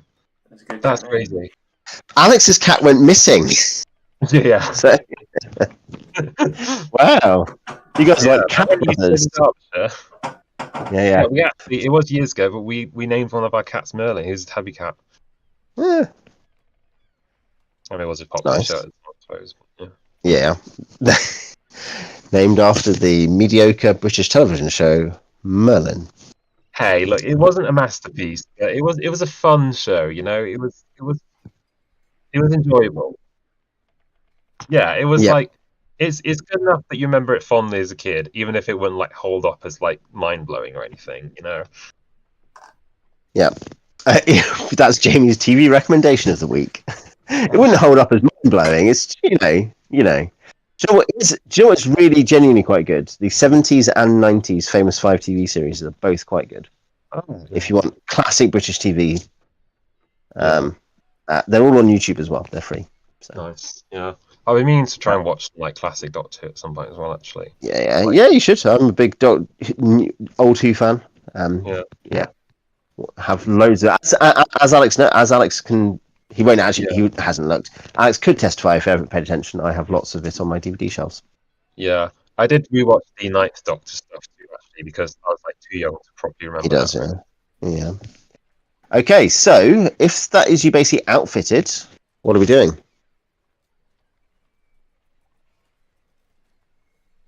So, do you want to Setting go off to into Doom's space? first? Go and do some Yeah. starting. Yeah.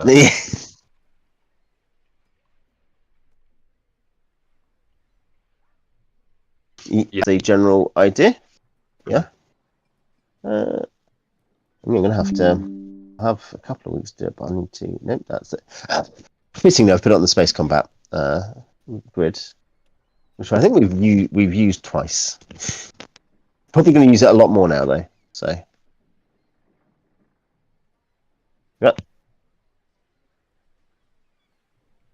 yeah, I think I like Cygnus. It's not up to me, but I like Cygnus because it is also a real constellation. Yeah, I think Swan. that's quite nice actually. It's like the proper name rather than the ugly bad joke nickname. Well, it's probably real on the crystal. It's real on the crystal sphere of one sphere in the universe. Can't we just call it the Mighty Duck or something? The Mighty Duck, yeah.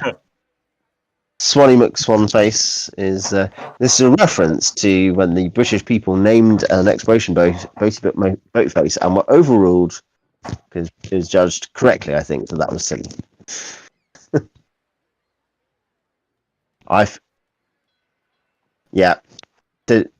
That's not a proper use of the honorific Sir, but yes, I think it's like Sir David Attenborough. No, I mean, BG. Anyone who's looking at the Roll20 may picked up BG's debating the definitions of democracy. Yeah, virtually no country in the world is a real democracy by Athenian standard. Partly because we don't all have slaves. Real democracies, all the citizens own slaves. Yeah, they definitely perfected it back when slavery was common. Yeah, I think that was much better. Yeah. My favourite thing about Athenian democracy is that somehow they scammed people into paying to be in office and being good at their jobs. That is genuinely the biggest praise, was that for 150 years, Athens was like, we'll just make rich people want to do the job and pay for it.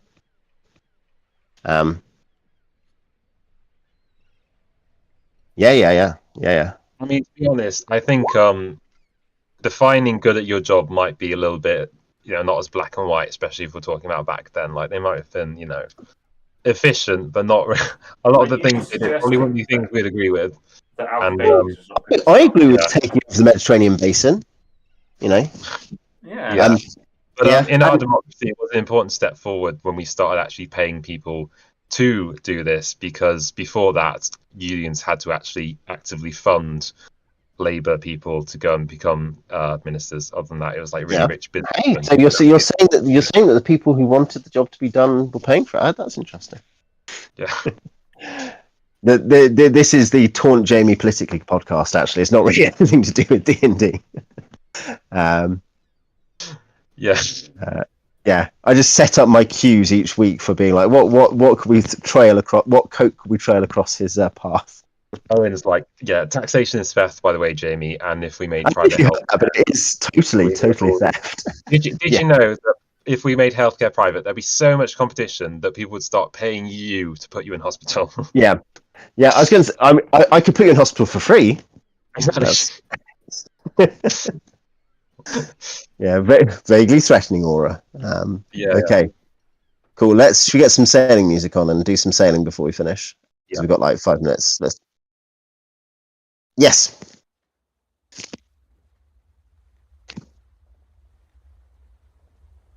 I thought we'd done that. We had a ring of shield and a ring of something else. A ring of gusty.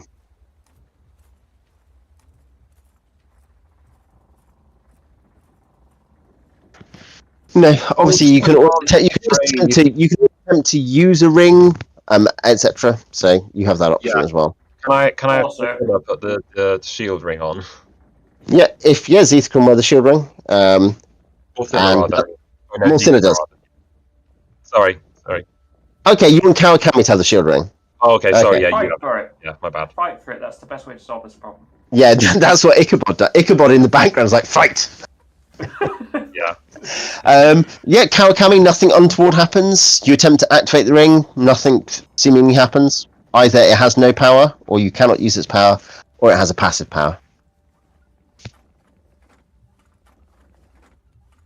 I will attempt to punch him. Can I roll? He winds up his fist like he's Popeye. Swings it around in a circle to get it. I rolled a 5, so I probably missed you. You miss, yeah. Kawakami, you think this ring is protecting you? It must be making you virtually invincible. Can I cast Detect Magic on him while he's got the ring active and see if that does anything? Yeah. The ring detects as magical. Cast Magic Missile. I don't think that's going to test the thing that Kawakami wants testing. You cast the cantrip version of Magic Missile, so it doesn't hurt him. It definitely hits him, and the ring doesn't seem to do anything to prevent it. The ring is not a ring of spell turning. Right. Yeah, just to irritate you. I'm going to take one of the scrolls, and I'm going to attempt to give him a paper cut. How many Greek fire did I find? Not a good time to be asking that. I will. How many are in stock on the block of Bral? 18, but if there's not 18, you won't be able to get 18. You can get 10. 10, yeah, super. Yep.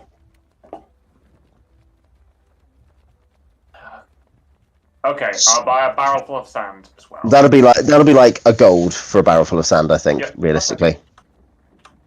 Okay. So, Kawakami, you happy with your ring? Find out if it does it. You can take it off. Yep. Anyone doing anything with the gusty ring? Yeah, I'm going to put the gusty ring on. Yep. Yeah. Yeah. -10 charisma. I was going to say that's an item that I could definitely use. That doesn't happen. It's not a ring of farts, as far as you can tell. Does anything happen while I have the ring on? Yeah, I mean, if you want to try to activate the power, the idea of activating a ring, unless it requires a command word, the general principle of activating, magic items is known amongst adventurers. You do. Yes, a handsome blue-skinned gentleman appears next to you. Hello. He's about 7 feet tall, and he greets you. And greets Morthylla. I guess this is because you said Morthylla was putting the thing on. We'll greet Morthylla as his temporary suzerain mistress and employer. and say that you have two tasks you can summon him for. As in, this does not count. Just summoning to check something does not count. But you can he is called he calls himself the Iron Tornado. Sounds like a little band. Yeah. Yeah. Yeah, but like, could you be the figurehead, please? Could that be your first great task? Okay. What was that? Your name's Ian Tarantino. Okay. Ian Tarantino. Quentin's less creepy. Yeah. Instead of loving feet, he loves people's hearts and minds. And yeah, I appreciate people's intellect. It's like their feet for me. Yeah, so if the ring wasn't working for anyone else in the party, I suppose I'd get Xeethra to try it. Spiral, we should finish up in a second, but I think we should do a couple of rolls, I guess. Spiral is on the same ring as you, but it's at the opposite end. Like it's it's apogee, whatever is there. 1, 2, 3, 4, 5, 6, 7, 8 spaces. I think make 1, 2, 3, 4, 5, 6, 7, 8 spaces. So it'd be 8 days to get there. It's only a couple from there to Iron Piece because they orbit in fairly close resonance. But I guess we can start by you heading towards Spiral. Probably your cartographer friend will have recommended that if you don't want to be flying any naval flag, you want to be flying like a trader's flag. Because Iron Piece and Spiral it is a ceasefire situation. Obviously, the gnomes do not want the Scro there. The same with the dwarves that you've met. The dwarves that you met are also like, if there's an opportunity, we want to go back to war with the Scro. In that case, does the way our ship looks endangerous much to factional aggression, or is it fine as long as we're okay? So it's a ship that would be identified with halflings or elves, so it might make Scro more aggressive. It's not a military ship though, so okay, that's fine. I think. Yeah. That's kind of your your risk assessment. Yeah. Okay. Cool. If there's 8 spaces, that would mean each you need to roll twice on a d20. We want to do it technically one at a time. And I need to go and get the encounter tables up. Using the Spelljammer.org revised encounter tables for Spelljammer, which are good by Todd Montgomery. Document last space in 2000. This is a 25-year-old piece of fan work. Oh wow! Yeah, it's quite cool, I think. Yeah. Yeah. Yeah, I was going to say this is how we actually sponsor it: is by niche fan creators paying me like $1,000, a grand for mentioning their product. That is free to use anyway. They don't make any money out of it. Yeah. Nothing. I feel like Bruce Cordell's probably paid you more. No, but yeah, Bruce Cordell, he runs one-on-one Numenera games for me. 1, 2, 3, 4, 5, 6, 7. In fact, it's gonna be 9, isn't it? Oh no, we call it 8. There's no planet on that track. It is on a track with a planet. So, 1, 2, 3. And is it the same ring as an asteroid belt? Is there asteroid belts on the purple ring? Yeah, there are, because there's the God's Marbles. So, 4. 4 and 20. Alex, do you want to start with D20?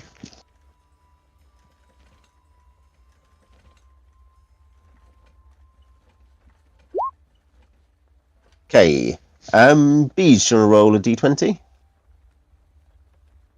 I should get a ship thing. I'll get a swan ship thing up for not for the Star Sail, for the I don't know, the Cygnus, the Ugly Duckling, the Mighty Duck.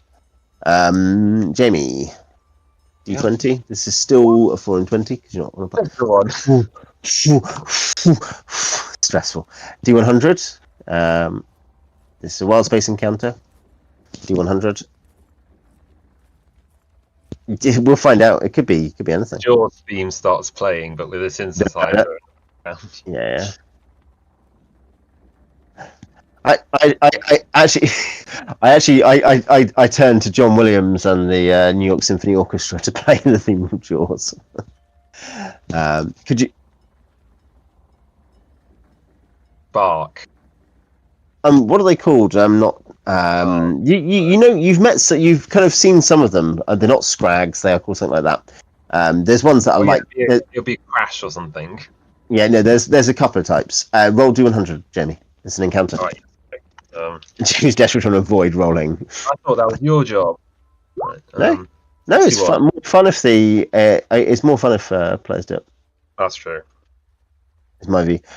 It's a bit like I'd say it's a bit like surprise checks for me actually as well, where people are like, oh, like that's shitty, that kind of thing. Lots of that stuff is DM stuff. Like I think anything that is more entertaining if players do it should generally be done by players.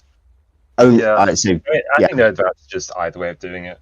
Obviously, we get killed by suddenly having a random encounter. People are going to understand the fairness of it a little bit more than if the DM's just suddenly like. Because some people come from games where genuinely like DMs are just rolling behind the screen. Just like. I think the thing is the assumption that dice are in the open in every possible situation is a healthy one. I think it is good for.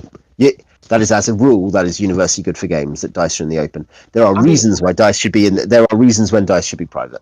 I think it's more that like if you're having them behind the screen, it's less of a problem if the player's kind of trusting that that it has meaning. If the players are kind of like not sure. But the thing is, if you don't roll them in public, then when you roll amazing stuff and roll like 16 damage and absolutely murder them, and you're laughing at them, like. It's not as fun if they could think that you've cheated. You want them to know that you've beaten them good and proper. That's what I think. True. But that's what I mean about it being partly about how much the players trust you. Yeah, you want it to be humiliating rather than annoying. That's what I'm saying. Okay, roll another D100, Jamie. Sure. 74. 74. Oh. And... okay, you spot floating ahead of you, and you can slow down or not. It is not big enough to exert gravity over you, the equivalent of gravity. You'll see a floating body off ahead of you, and you're going very fast. A body in space, or a body is in corpse? As in a corpse. Like human-sized, or? Somewhere between human and say between gnome and thri-kreen. As in it's between 3 and 10 foot or something. Can I lasso it with my silk rope? If you're slowing down, you may. Yeah. The corpse. Yeah. Silk rope. Yeah.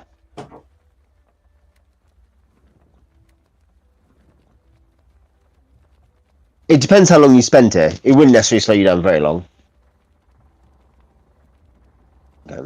Okay, if you are in that case, Simon, you roll 1d100 to determine what it is.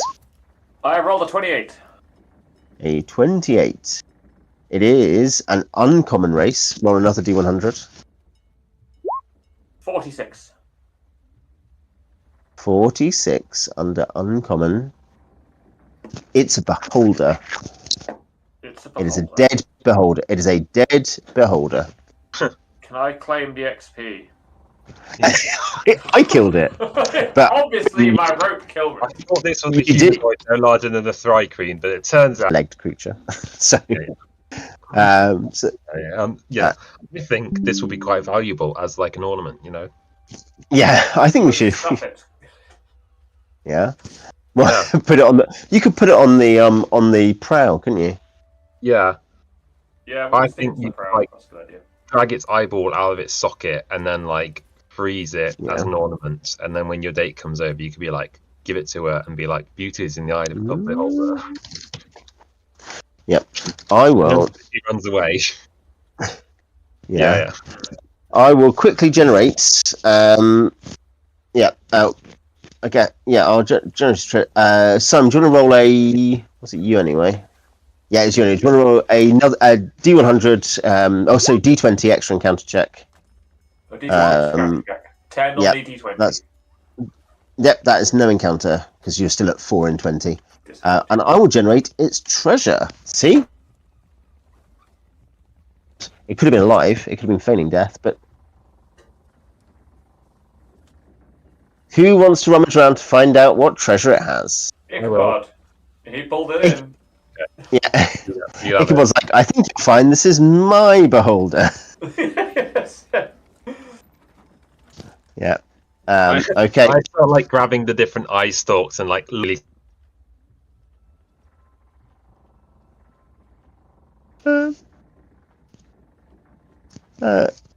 Yep. So you stop. You put your hands in the beholder's various orifices and pouches, both organic pouches and inorganic pouches.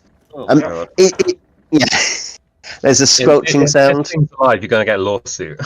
Yeah. And you will find it is wearing a bandolier of potions. It has 4 potions on it, and there's a bag of gems inserted somewhere that you didn't like to go. You went to. Anyway. Cool. Yeah, the worst thing about Ichabod isn't the fact he worships the death frog, it's that he's a pervert. There are many levels of sickness to Ichabod. Okay, planetoid. Okay, planetoid. Roll another D100. Alex says he is having real connection issues. Something's up with his internet, but also he doesn't know how to talk to people. 78. Yeah. Yeah. You will spot a familiar cloud giant island ahead of you. Oh, we could land and have an argument with him again. We wind down the way.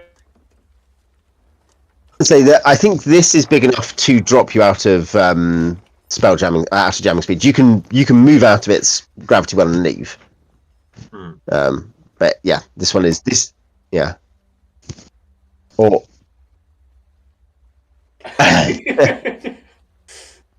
Stop it all. What's the party decide? Morthylla and the bard will start singing and playing the fiddle together. Yeah. Out. And the other one says.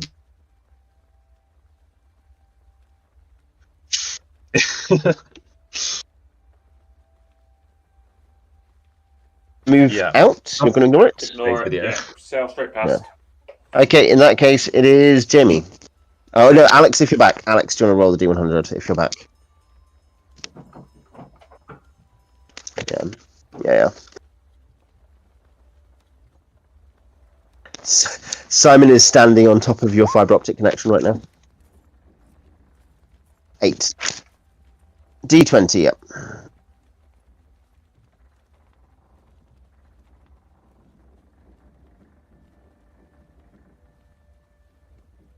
Alex.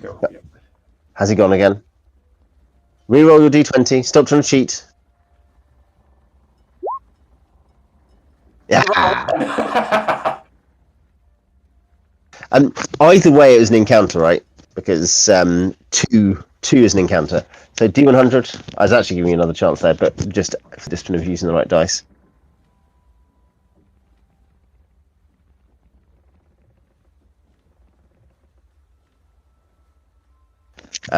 It's going to be like a Scro Armada. We can always. Do you want someone else to roll? Okay, 23 is planetoid again. Roll a D100 for a planetoid. 27.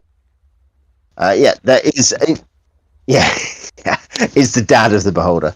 There is a slightly shiny asteroid. I guess it's on its own, bit shiny, drops you out of space. We should leave it there. Let's go there. You can see Spiral is now kind of visible as a you can resolve it as a disc very comfortably. You can even see the beginnings of features, as in you are albeit still at distance, you can see Spiral ahead because you're in the square of Spiral. But yes, there is a shiny thing, which I guess you'll look at next time. Yeah, sounds good to me. It's definitely just a giant hunk of platinum, guys. I think. So. Yeah, it could be. It could be. Okay, I will end the stream there. Thanks for tuning in, and we'll see you next time. Cool. Yeah.